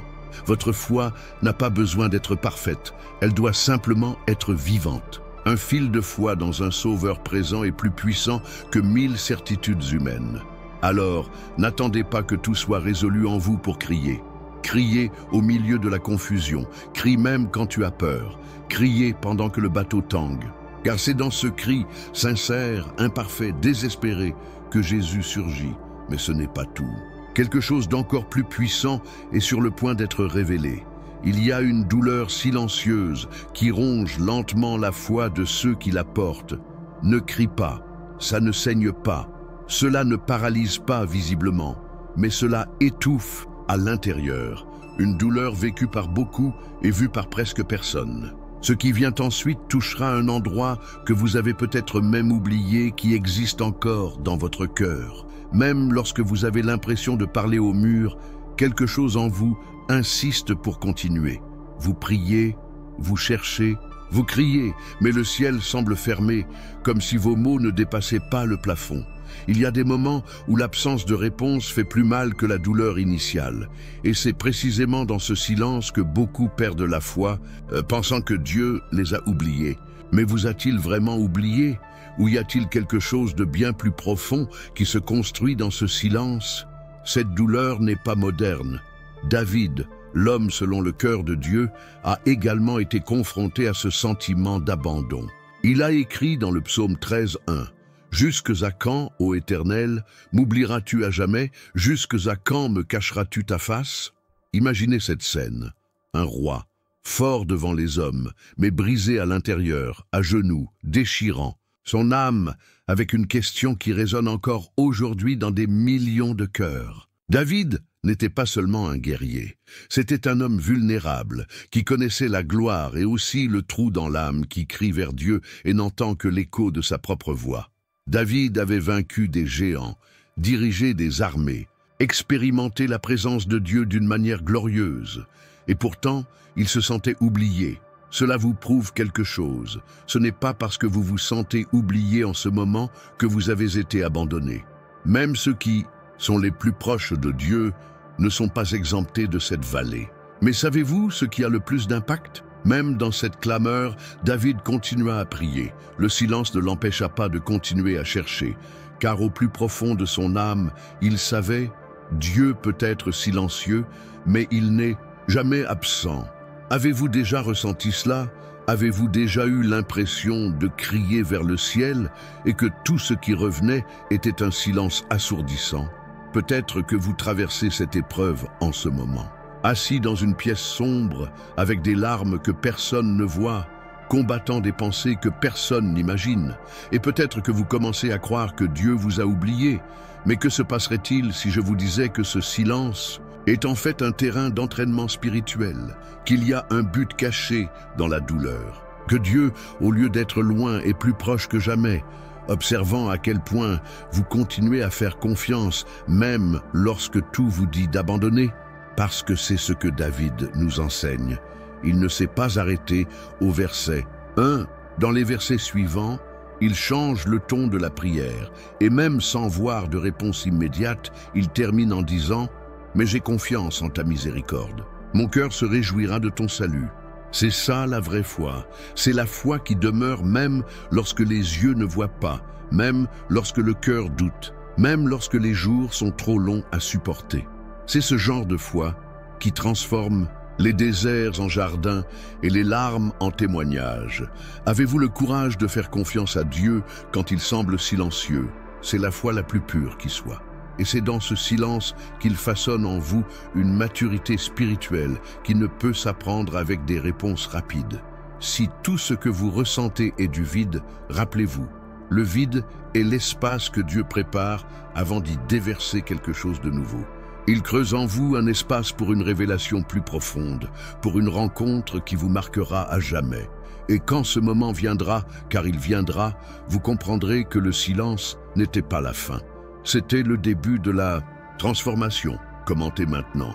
Même en silence, j'ai confiance. Si vous pensez que ce message vous décrit, déclarez publiquement votre foi. Ne restez pas silencieux. Ce type de commentaire est un acte prophétique. Une graine plantée au milieu de votre désert, car lorsque vous vous positionnez dans la foi, même sans voir, vous activez le mouvement de Dieu dans l'invisible. Et si vous pensez que c'était fort, attendez, parce que l'histoire qui suit vous confrontera directement à quelque chose que vous n'avez peut-être jamais eu le courage d'admettre, qu'il y a des blessures qui se répètent encore et encore, parce que vous n'avez pas encore découvert la racine.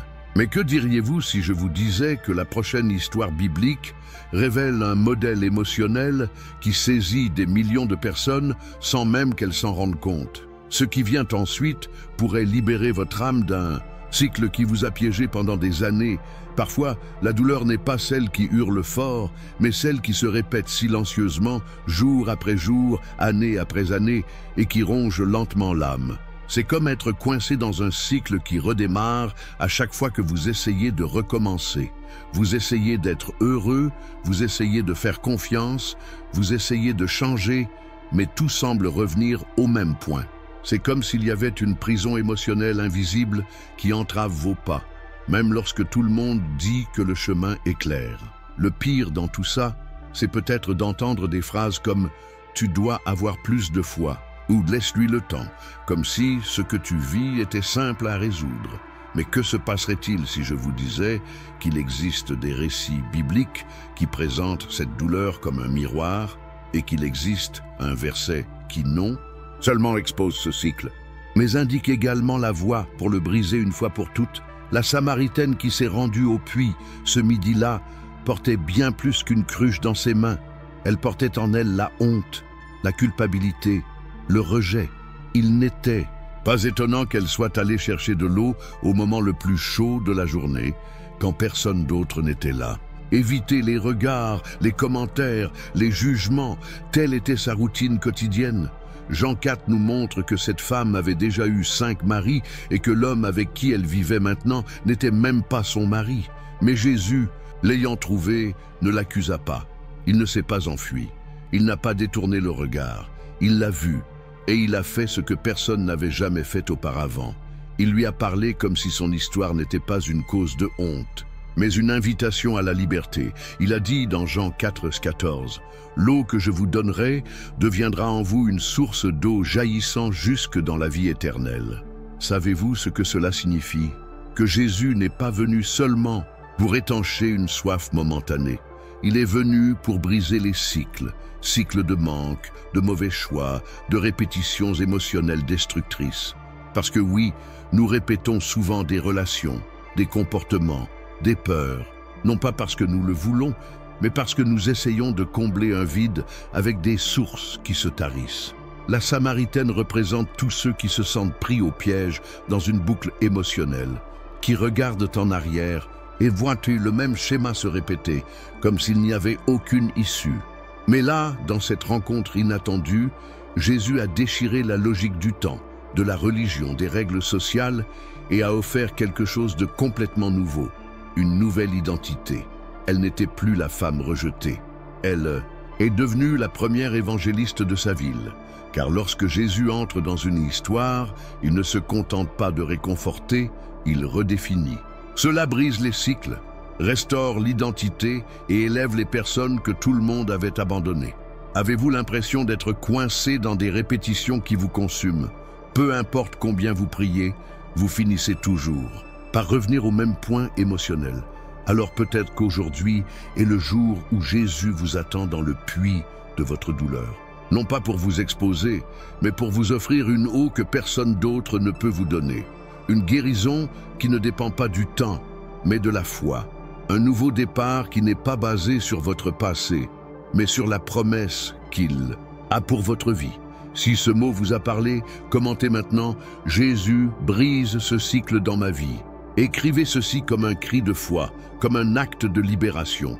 Que cette phrase soit le début d'un changement définitif, une déclaration spirituelle que vous n'acceptez plus de vivre en otage de ce qui vous fait mal en silence. Parce que Jésus vous parle, et il veut transformer la répétition de la douleur en une source de vie abondante.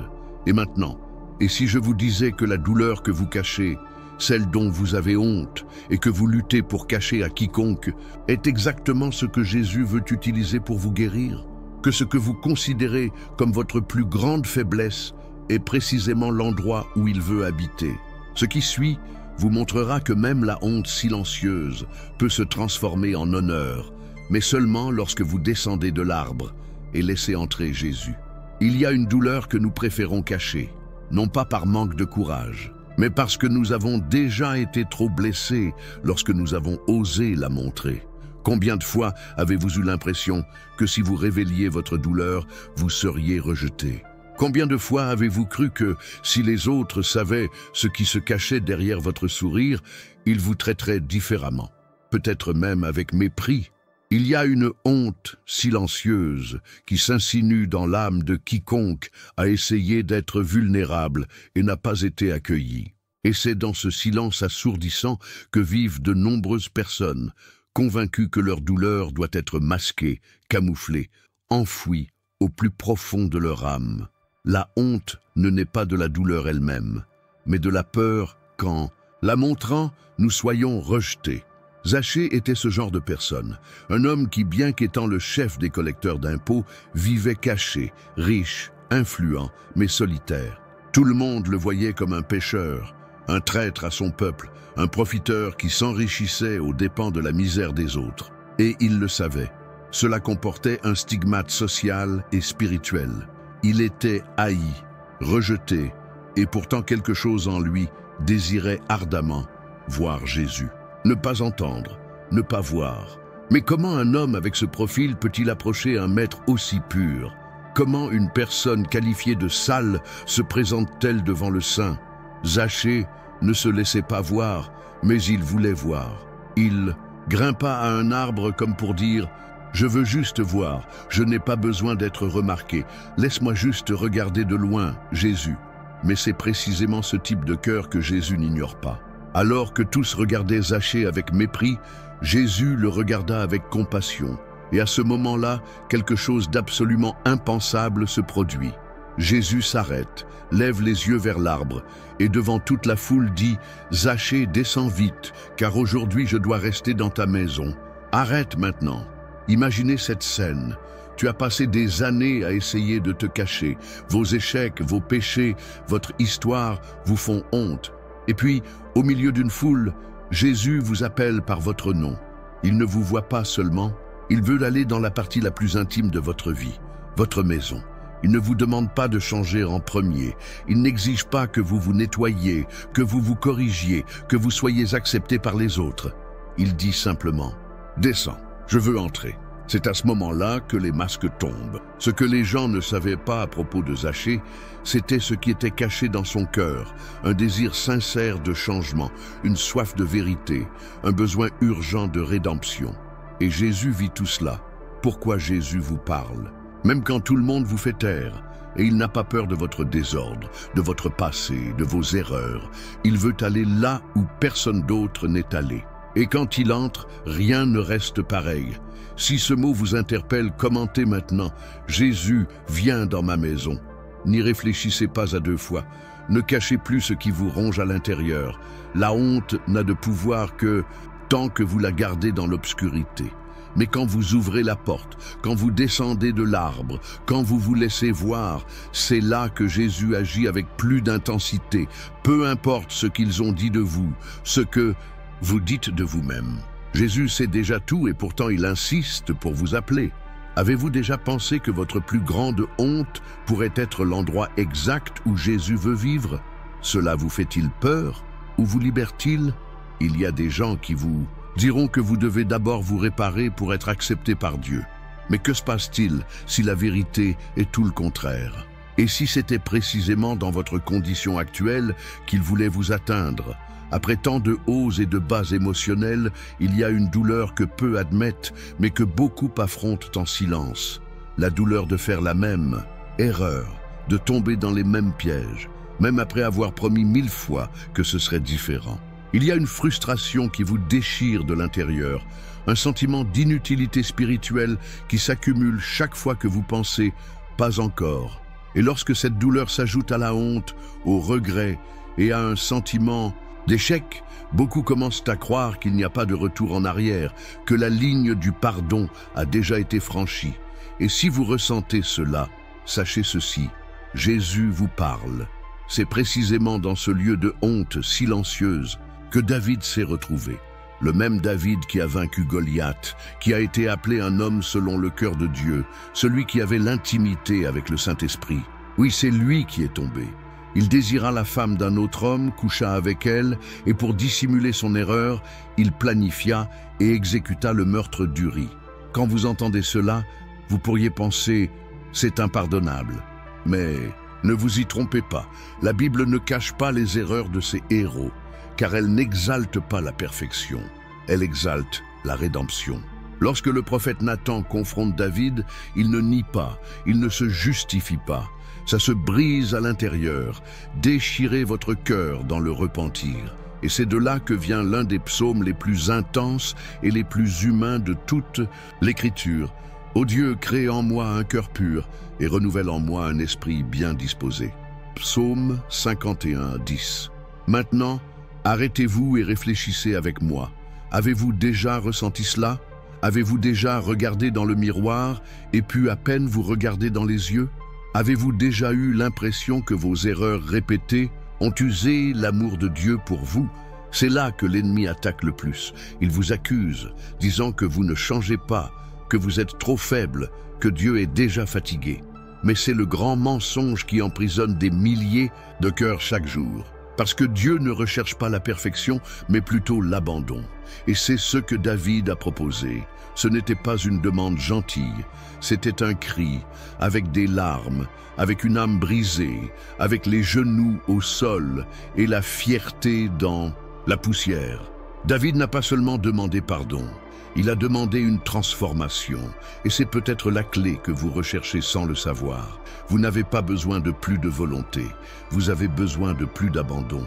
Peut-être que ce qui vous empêche de briser ce cycle n'est pas un manque de foi, mais un manque d'abandon total. Tant que vous essayez de surmonter cela seul, vous répéterez les mêmes erreurs.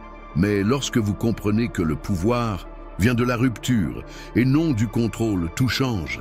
Avez-vous déjà pris le temps de réfléchir à la raison pour laquelle Jésus a choisi Pierre comme chef, même après l'avoir renié 3 fois? Pourquoi Paul, le persécuteur, est-il devenu le plus grand prédicateur? Pourquoi Dieu ne rejette pas un cœur brisé? Ce qui vous condamne, ce n'est pas la chute. Ce qui vous condamne, c'est de refuser de vous relever avec son aide. David a pleuré, David a péché, David a beaucoup perdu. Mais savez-vous ce que David n'a pas perdu? La présence de Dieu. Dans le même psaume 51, il s'écrit « Ne m'enlève pas ton Esprit Saint ». Parce qu'il le savait, sans la présence, il n'était rien. Tu le sais aussi. C'est pourquoi même si vous tombez, même si vous trébuchez, vous êtes toujours là à regarder ce message. Parce qu'au fond de vous, quelque chose en vous crie encore « Je ne veux pas abandonner Dieu ». Et c'est dans ce cri que Dieu agit. C'est dans cette sincérité, dans cette douleur honnête que la grâce se déverse comme un baume. Si ce message parle à votre cœur, commentez maintenant. Jésus transforme mon histoire.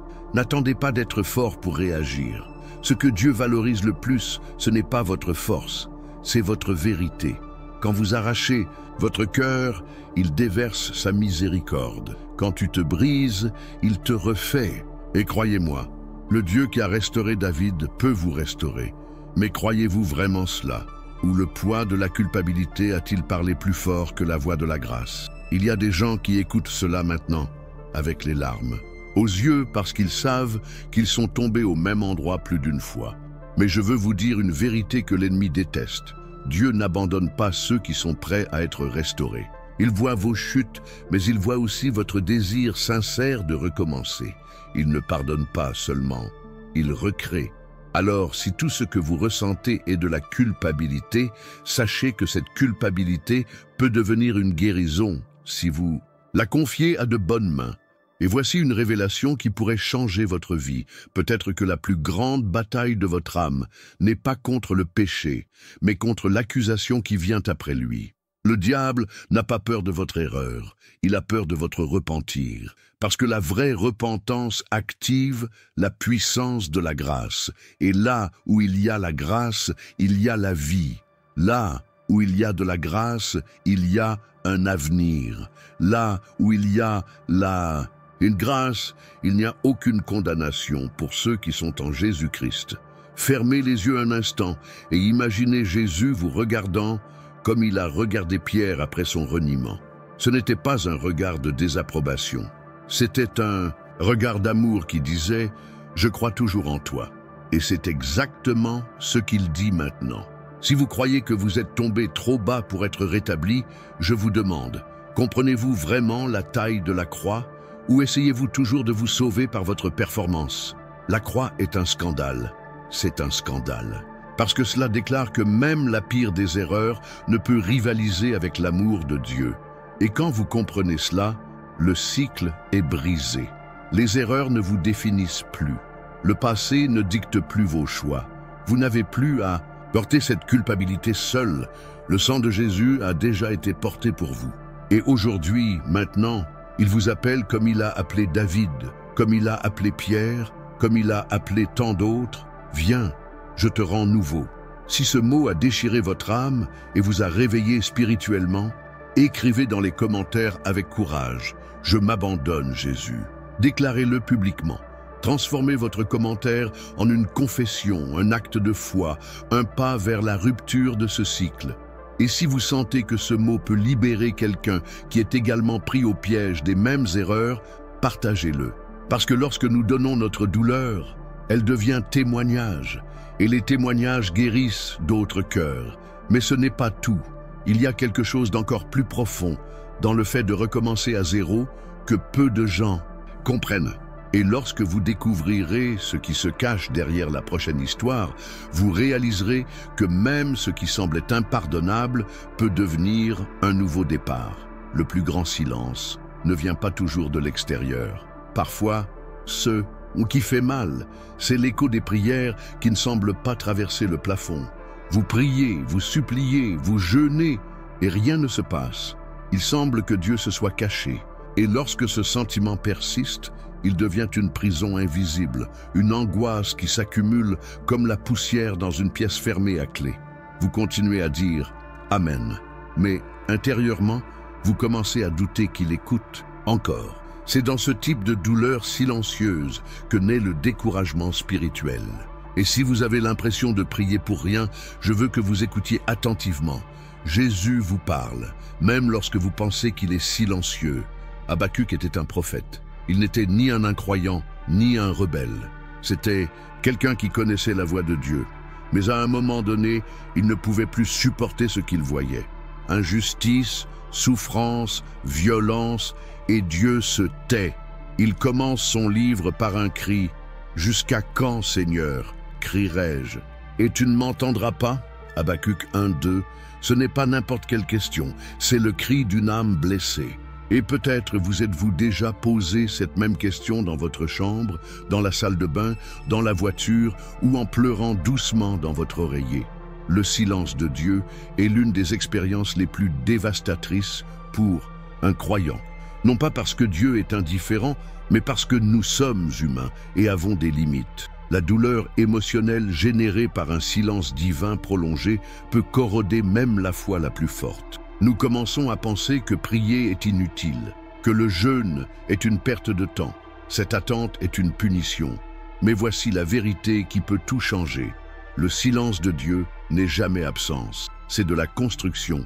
Habacuc voulait des réponses. Dieu lui a donné une vision. Au chapitre 2, Dieu dit « La vision doit encore s'accomplir en son temps. Elle se hâte vers son terme et ne faillira pas. Si elle tarde, attends-la, car elle viendra certainement. Elle ne tardera pas. » Habacuc 2:3. Est-ce que tu comprends ça? Le timing de Dieu ne faillit jamais. Le silence que vous ressentez peut être l'écart entre votre prière et la réponse qui est déjà en préparation. Mais que se passerait-il si cette pause n'était pas un test de patience, mais un test de confiance? Avez-vous déjà pensé que Dieu est peut-être plus intéressé à renforcer votre foi qu'à répondre à votre demande? Et si la prière que vous pensez ne pas avoir réussi à atteindre le toit était en fait enregistrée au ciel comme un acte d'adoration? Il existe une sorte de foi qui ne dépend pas des réponses, mais de la relation. Habacuc n'a trouvé la paix que lorsqu'il a cessé de demander des explications et a commencé à voir qui est Dieu, même sans comprendre ce qu'il fait. Peut-être que votre plus grande frustration spirituelle vient du fait que vous essayez de contrôler un Dieu qui agit en dehors du temps humain. Mais lorsque vous cessez d'exiger des réponses et commencez à faire confiance au caractère de Dieu, le silence devient un lieu d'intimité et non d'abandon. Recherchez-vous les mains de Dieu plus que sa face? Cette question peut faire mal, mais elle révèle la racine de nombreuses prières sans réponse. Dieu veut vous emmener vers un endroit plus profond, où votre foi n'est pas motivée par les bénédictions, mais par la présence. Si ce message vous interpelle, commentez. Courageusement, même en silence, j'ai confiance en toi. N'écrivez pas juste pour le plaisir d'écrire. Écrivez avec le cœur dans la bouche, comme si vous transformiez le commentaire en un autel, parce que c'est le genre de foi qui touche le ciel, une foi qui persiste sans voir, qui prie sans garantie, qui espère même quand tout crie à l'abandon. Et voici quelque chose que vous n'avez peut-être jamais entendu. Dieu n'est pas silencieux parce qu'il vous a oublié. Il est silencieux parce qu'il travaille dans l'invisible. C'est dans le silence qu'il façonne, guérit, prépare. C'est dans le silence qu'il construit quelque chose en vous avant de construire quelque chose pour vous. Le temps d'attente n'est pas du temps perdu, c'est un temps sacré. Habacuc termine son livre par l'une des déclarations les plus sublimes de toute la Bible. Même si le figuier ne fleurit pas, je me réjouirai en l'Éternel. Habacuc 3, 17, 18. Il a commencé à crier et a fini par adorer. Car entre le tollé et la réponse, il a compris que le plus important n'était pas la solution, mais la présence. Êtes-vous prêt à adorer, même sans réponse? Parce que l'adoration au milieu du silence est le genre de foi qui change les histoires. Il est facile de chanter quand la bénédiction arrive. Il est difficile de lever les mains quand tout s'effondre. Mais c'est exactement là que le ciel s'ouvre. Prenez une grande inspiration maintenant. Permettez-vous de ressentir ce message. Fermez les yeux et imaginez Jésus dire « Mon fils, je n'ai jamais cessé de t'écouter. Peut-être avez-vous simplement besoin d'arrêter d'attendre qu'il parle comme vous le souhaitez et de commencer à remarquer les murmures qu'il a déjà donnés. Un câlin inattendu, un mot d'une personne improbable, un souvenir qui vous réchauffe le cœur. Il parle. Mais il faut faire taire le bruit de l'anxiété pour l'entendre. Et si je vous disais que la prière qui vous a le plus frustré est en fait celle qui vous a le plus transformé, parce que lorsque Dieu ne vous répond pas, il vous prépare à quelque chose qui ne correspond pas à votre structure émotionnelle précédente. C'est comme un père qui ne donne pas sa voiture à son fils de 10 ans. Il aime trop répondre au mauvais moment. Jésus vous parle, même quand il semble que ce n'est pas le cas. Et aujourd'hui, il dit, même si cela tarde, attendez, car cela viendra certainement. Confiance, aimez, attendez. Et quand vous vous y attendrez le moins, la réponse traversera le ciel comme un éclair et touchera votre âme avec une force que vous n'auriez jamais imaginée. Mais ce n'est pas tout. Il y a une douleur encore plus profonde, une angoisse que beaucoup cachent par honte. Porter un cœur si lourd qu'il semble qu'il n'ait même pas la force de demander de l'aide.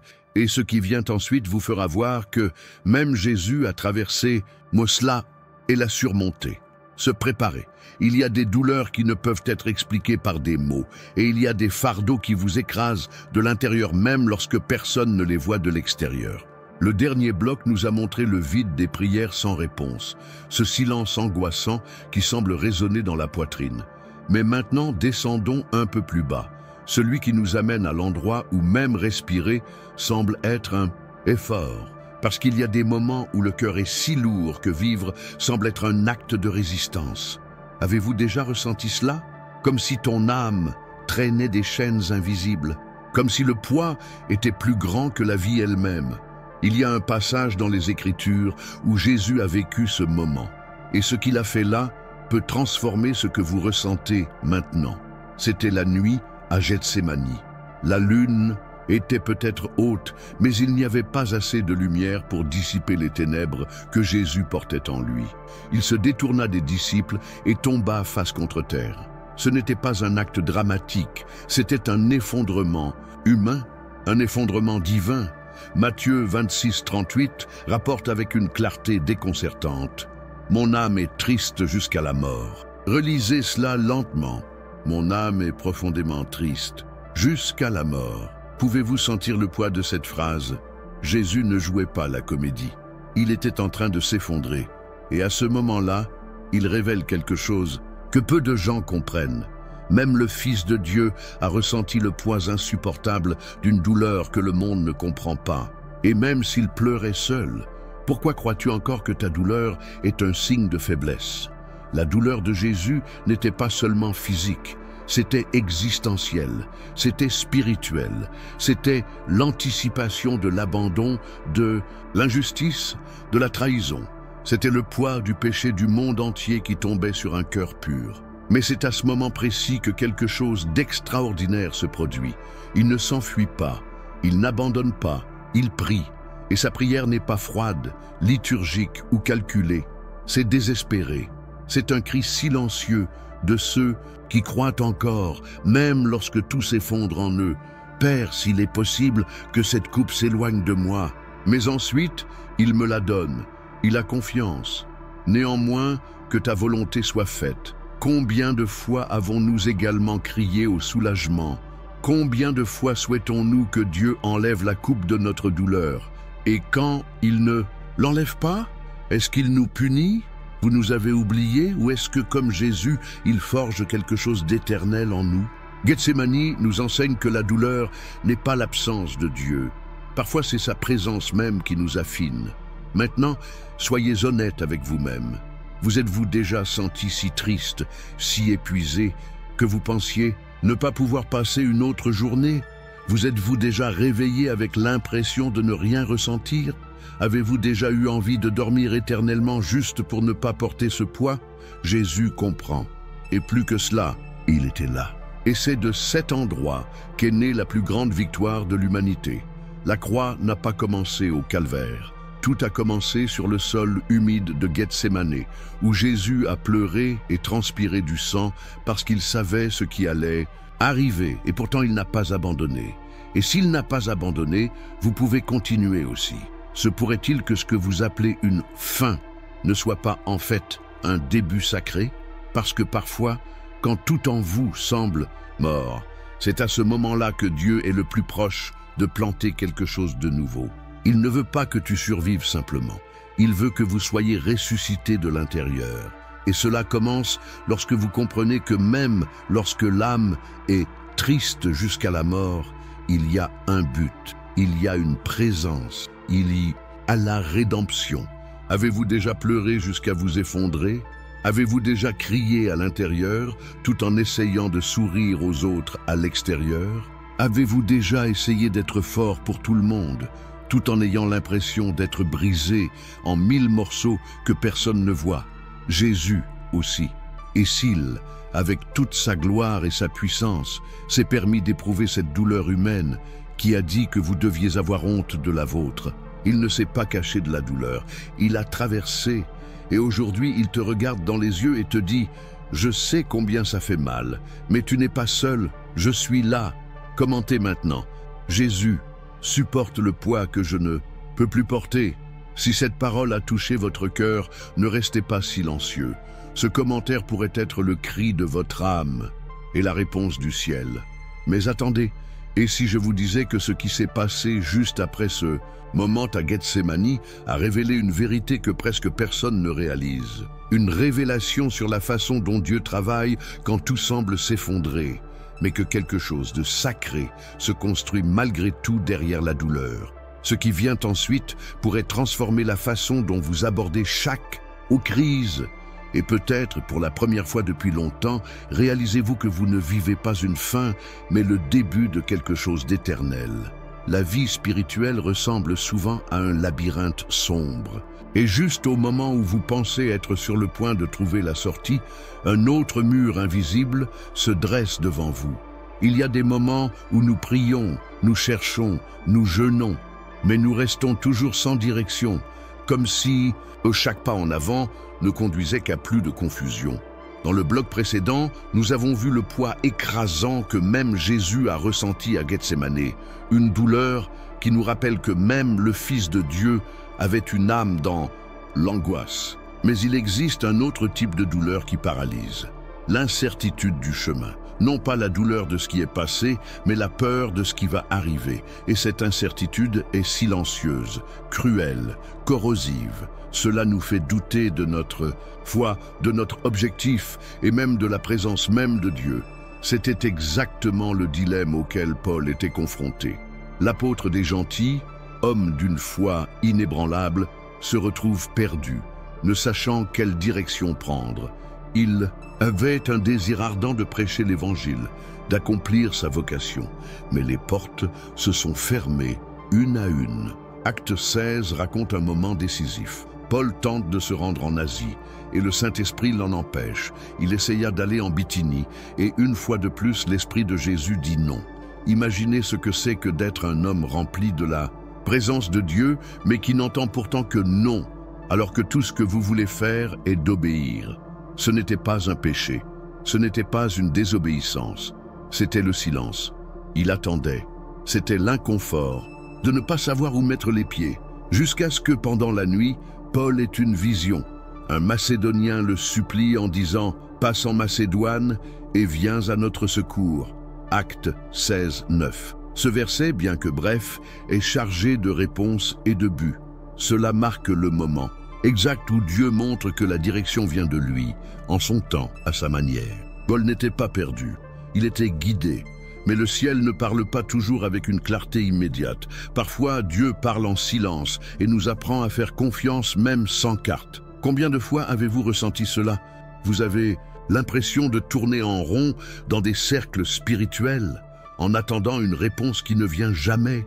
Avez-vous déjà pensé que le silence de Dieu n'est peut-être pas une absence, mais une formation? Et si le non d'aujourd'hui préparait précisément le oui de demain? Le manque de direction fait mal, car il nous fait nous sentir invisibles. Mais Jésus vous parle, pas avec du bruit, mais avec un but. La vision que Paul a reçue n'était pas seulement une direction géographique, ce fut la révélation que sa mission était plus grande qu'il ne l'avait imaginé. La Macédoine était l'étape suivante, mais le but était d'atteindre les générations futures. Dieu ne se contentait pas de rediriger Paul, il élargissait la portée du royaume. Et voici le point choquant. Et si le sentiment de désorientation que vous ressentez en ce moment était en fait un signe que Dieu vous protège de choix qui pourraient vous détruire? Se pourrait-il que votre frustration soit exactement la protection déguisée de Dieu? Beaucoup de gens confondent les portes fermées avec l'abandon. Mais il y a des portes que Dieu garde fermées parce qu'il voit ce que vous ne voyez pas. La question est, faites-vous confiance à son silence ou exigez-vous qu'il s'explique en son temps? Arrêtez-vous maintenant un instant et réfléchissez. N'est-ce pas précisément dans ce « je ne sais pas quoi faire » que Dieu essaie de vous apprendre à vous reposer dans sa souveraineté? Parce qu'il existe une sorte de foi qui marche quand tout est clair. Mais il existe une foi plus profonde, celle qui persiste même sans rien voir. Et c'est cette foi que Paul a exercée. Il ne s'est pas arrêté, il a attendu, et au bon moment, Dieu a parlé, et quand Dieu a parlé, tout a pris un sens. Si ce mot a parlé à votre cœur, commentez maintenant « Jésus, même sans direction, j'ai confiance en toi ». Ce n'est pas une jolie phrase, c'est un acte de foi. Écrire ceci, c'est déclarer que vous choisissez de faire confiance, même dans l'obscurité, que vous préférez la direction silencieuse de Dieu à vos propres voix bruyantes. Et cette livraison peut tout changer, parce que la douleur de ne pas savoir où aller est réelle, mais le Dieu qui vous guide est plus grand. Paul a découvert que même lorsque tout semblait immobile, le ciel bougeait, et vous le découvrirez aussi. Pourquoi Jésus vous parle, même si cela semble ne pas l'être, même si ce n'est pas avec des mots. Parfois, il parle en fermant les portes, d'autres nous disent d'attendre. Et quand on s'y attend le moins, il révèle à la Macédoine que cela va tout changer. Mais ce n'est pas tout.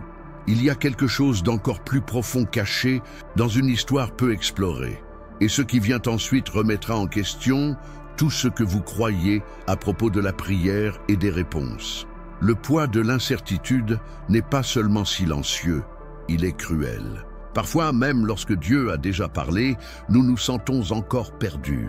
La peur de faire des erreurs, l'insécurité face à l'avenir et ce sentiment étouffant que nos décisions pourraient nous éloigner de ce que Dieu a prévu pour nous.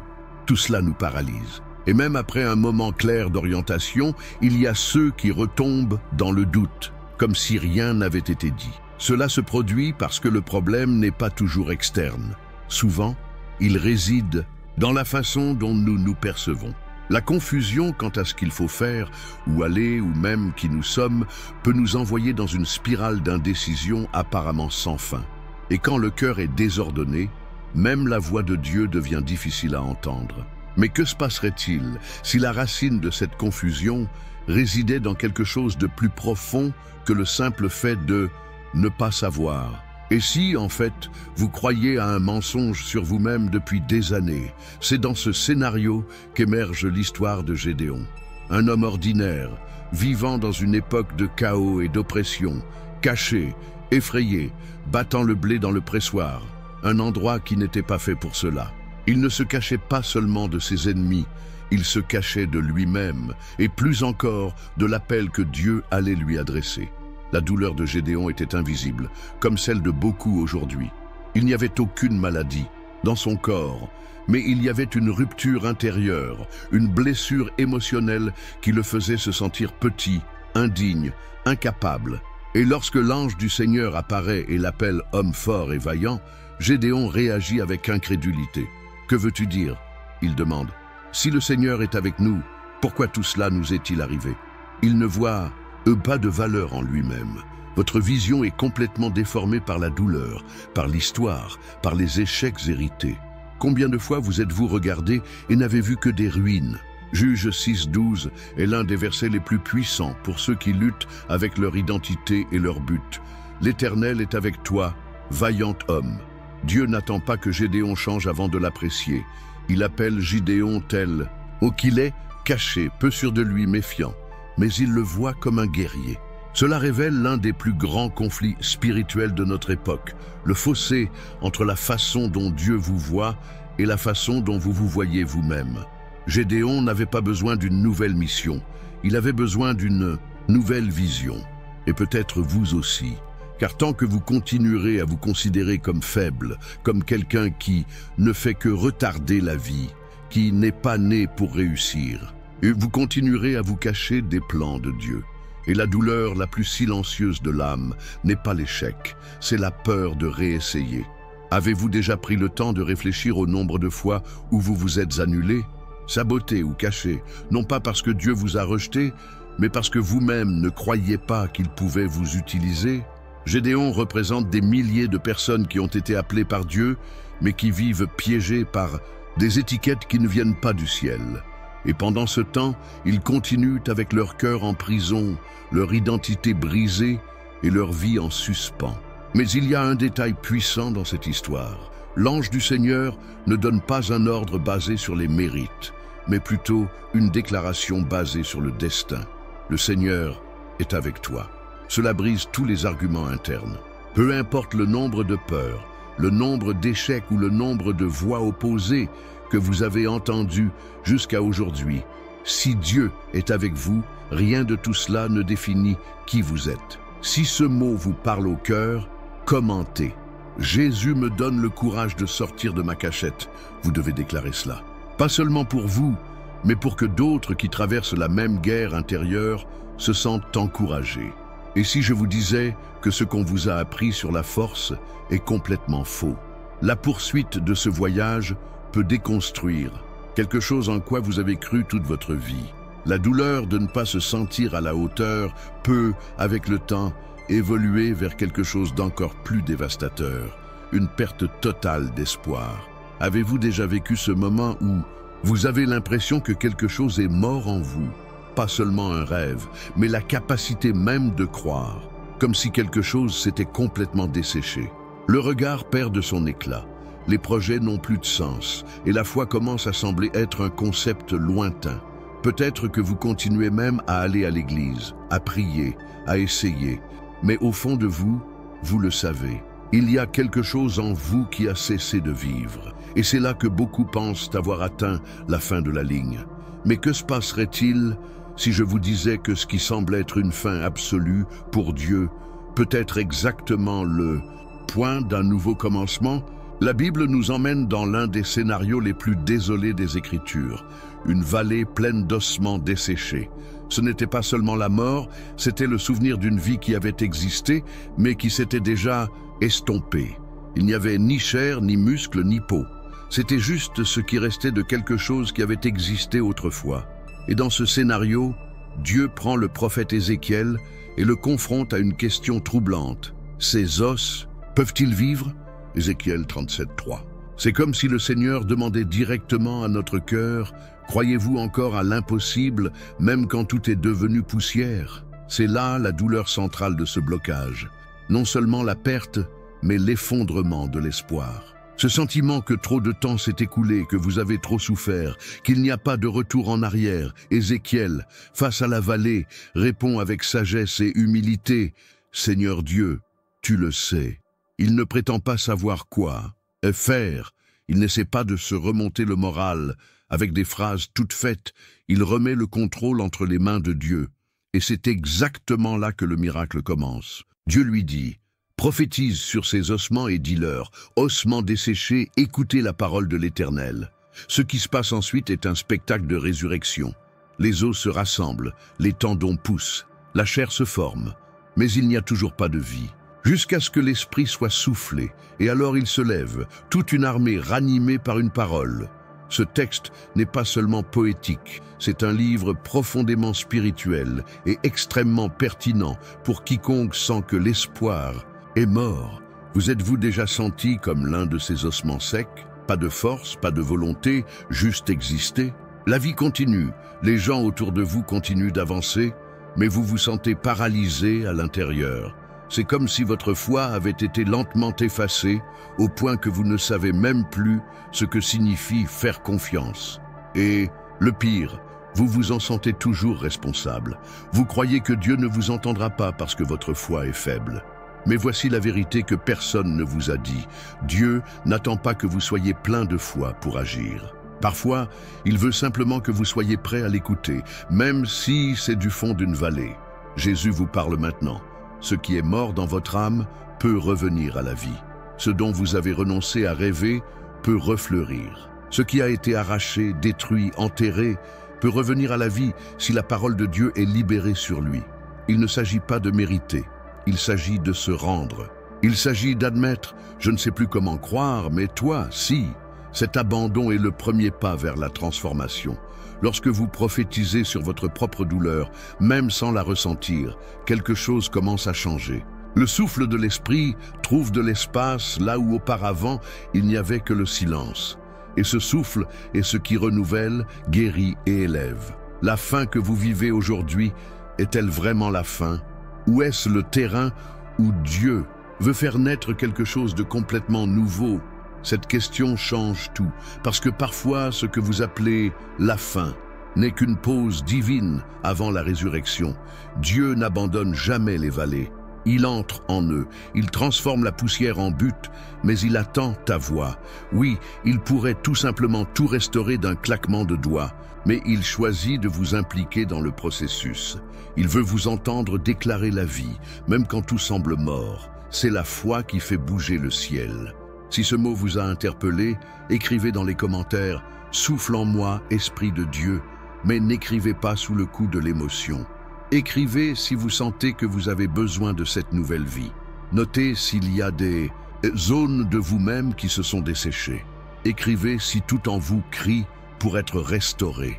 Parce que ce n'est pas seulement un commentaire, c'est un acte de foi, une graine qui peut donner naissance à un nouveau départ. Et si je vous disais que le plus grand miracle n'est pas d'être guéri, mais de croire à nouveau vraiment, ce qui va suivre pourrait bouleverser tout ce que vous avez toujours pensé des tempêtes spirituelles. Après avoir affronté tant de douleurs, certaines visibles, d'autres silencieuses, au plus profond de votre âme, peut-être êtes-vous arrivé ici avec une fatigue inexplicable. Ce n'est pas seulement le corps, mais c'est le cœur. C'est aujourd'hui qui pèse, c'est le présent qui fait mal. Vous regardez l'horloge, le jour continue de passer, et pourtant vous avez l'impression d'être coincé dans un temps qui ne bouge pas. Il a des projets, mais pas de force. Il a la foi, mais il est blessé. Il a des rêves, mais tout ce qu'il ressent, c'est le poids de continuer à vivre juste un jour de plus. Et dans cette routine écrasante de tentatives de survie, un doute commence à surgir qui me ronge. Dieu prendra-t-il vraiment soin de moi? Aujourd'hui, c'est de cela dont nous devons parler, parce qu'il existe une souffrance qui n'est ni criée ni dramatique. Il est subtil. C'est l'accumulation de petites douleurs. C'est la facture en retard, la réponse qui n'est pas venue, la solitude déguisée en productivité, la prière dite avec un cœur épuisé. Et c'est précisément à un peuple dans cette condition que Dieu a fait une promesse extraordinaire au milieu du désert. Ils n'étaient pas dans un palais, mais sur du sable chaud. Ils n'avaient pas de stabilité, mais ils avaient des promesses. Et soudain, Dieu dit « Voici, je ferai pleuvoir du pain pour vous du ciel, jour après jour. » Exode 16:4. Ce n'était pas une promesse d'avenir, c'était à peu près maintenant. Dieu n'a pas dit « Quand tu arriveras à la terre promise, je prendrai soin de toi. » Il a dit « Aujourd'hui, aujourd'hui j'envoie, aujourd'hui je soutiens, aujourd'hui je vois, aujourd'hui je descends du ciel avec des provisions. » Et ça change tout, parce que le Dieu qui a parlé à Moïse est le même Dieu qui vous parle maintenant. Et il dit « Je vois le tien aujourd'hui. » Jésus vous parle, et il ne s'intéresse pas seulement à votre avenir glorieux, mais aussi à votre présent difficile. Il s'engage à respecter chacun de vos souffles, chaque larme cachée dans l'oreiller, chaque silence douloureux que vous avez ravalé pour n'inquiéter personne. Peut-être avez-vous appris à spiritualiser l'attente de manière excessive, en pensant qu'un jour, qui sait, quelque chose de mieux viendra. Mais que se passerait-il si je vous disais que le miracle dont vous avez besoin ne se trouve pas demain, mais dans la confiance d'aujourd'hui? Chaque jour, des provisions tombèrent du ciel. Et Dieu ordonna que personne ne le garde jusqu'au lendemain. C'était un exercice de foi quotidien, comme s'il disait « Fais-moi confiance aujourd'hui, et demain, nous le ferons à nouveau. » Ce que Jésus veut vous enseigner aujourd'hui, c'est que l'espoir ne consiste pas à accumuler des forces, mais à se nourrir de ce qu'il a déjà libéré à cet instant même. La grâce dont vous avez besoin pour endurer, la réponse dont vous avez besoin pour continuer, la force de sortir du lit, tout cela tombe déjà sur vous, en ce moment même. Et si vous vous arrêtez pour réfléchir, peut-être que la plus grande oppression que l'ennemi veut vous infliger n'est pas de vous faire abandonner, mais de vous faire douter que Dieu prend soin de votre présent. Parce que s'il parvient à planter cette graine, il vous paralyse. Mais aujourd'hui, ce mensonge doit tomber aux oubliettes, car même dans le désert, même loin de là où vous rêviez d'être, le ciel continue de s'ouvrir et d'envoyer de la manne. Tu n'es pas oublié, tu n'es pas seul, vous n'êtes pas un fardeau pour Dieu. Vous êtes la cible de ses soins. Si ce mot vous a parlé, commentez. Je fais confiance à Dieu pour ma journée. Ce n'est pas un simple commentaire. C'est une déclaration de guerre contre l'anxiété, contre la peur, contre le désespoir. C'est un positionnement spirituel, car oui, il est possible de vivre aujourd'hui avec légèreté, même si les circonstances sont difficiles. Le secret réside dans celui qui vous soutient. Maintenant, réponds-moi honnêtement, croyez-vous vraiment que Dieu n'agit que dans les grands moments?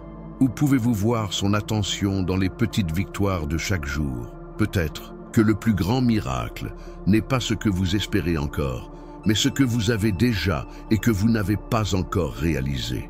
Pensez-y, et à mesure que cette réflexion s'approfondit dans votre cœur, préparez-vous, car ce qui va suivre pourrait changer votre vie pour toujours. Si vous êtes arrivé jusqu'ici, c'est parce que quelque chose en vous réclamait une réponse. Ce n'était peut-être pas facile à regarder jusqu'à la fin.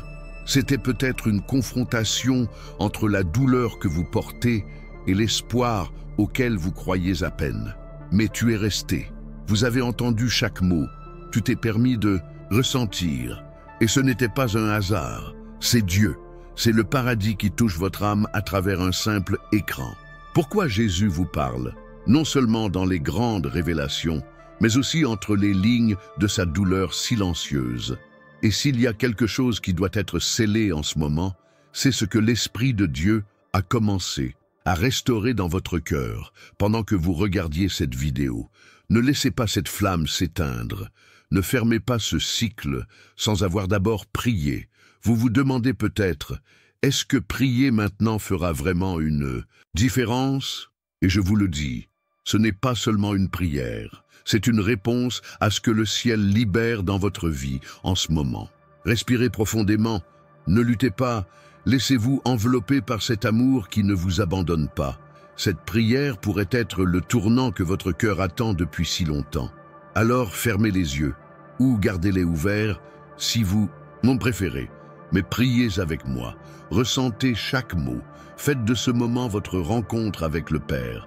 Seigneur Jésus, je te remercie parce que même les jours où je me sentais perdu, tu m'as trouvé.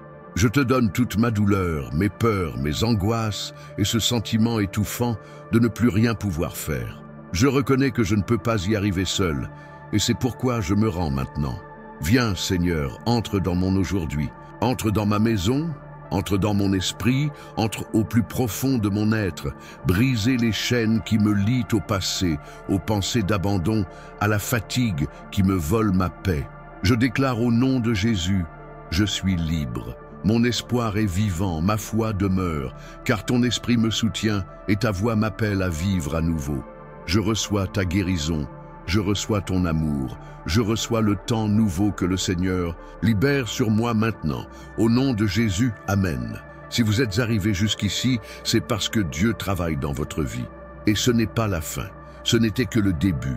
Vous venez de faire un pas vers la guérison, la restauration et un nouveau départ. Mais il y a plus. Ce que vous découvrirez dans la vidéo sur l'écran maintenant peut changer encore plus votre vie. Ne partez pas sans regarder, car ce qui vient ensuite pourrait être exactement ce dont vous avez besoin pour vous libérer. Ne négligez pas cet appel. Quelque chose de puissant vous attend dans le prochain contenu. Suivez ce chemin, ne vous arrêtez pas ici. Vous méritez de vivre tout ce que Dieu a préparé pour vous. Si ce message vous a parlé, commentez maintenant. Je suis arrivé au bout. Déclarez cela publiquement comme un témoignage. Écrivez dans les commentaires qu'il soit connu que tu as choisi de rester jusqu'à la fin. Cela peut également inspirer d'autres personnes à ne pas abandonner.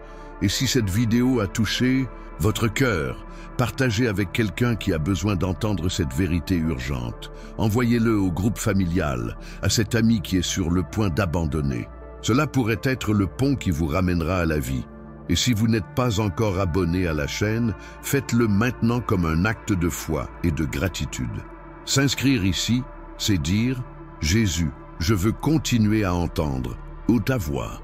C'est faire partie d'une communauté qui croit, qui prie, qui se relève, même avec des blessures, parce qu'elle sait qu'il y a une guérison en chemin. En vous abonnant, vous recevez non seulement du contenu édifiant, mais vous renforcez également cette mission d'apporter la parole de Dieu à ceux qui en ont le plus besoin. Cet abonnement est plus qu'un clic. C'est un engagement spirituel envers la vérité qui vous libère. Et pour sceller le tout, recevez cette promesse. Invoque-moi et je te répondrai. Je t'annoncerai de grandes choses, des choses cachées que tu ne connais pas. Jérémie 33:3. Dieu vous surprendra encore. Mais seuls ceux qui continuent vivent. Alors maintenant, allez à la vidéo qui est sur l'écran. Ne le manquez pas, Dieu vous parle toujours.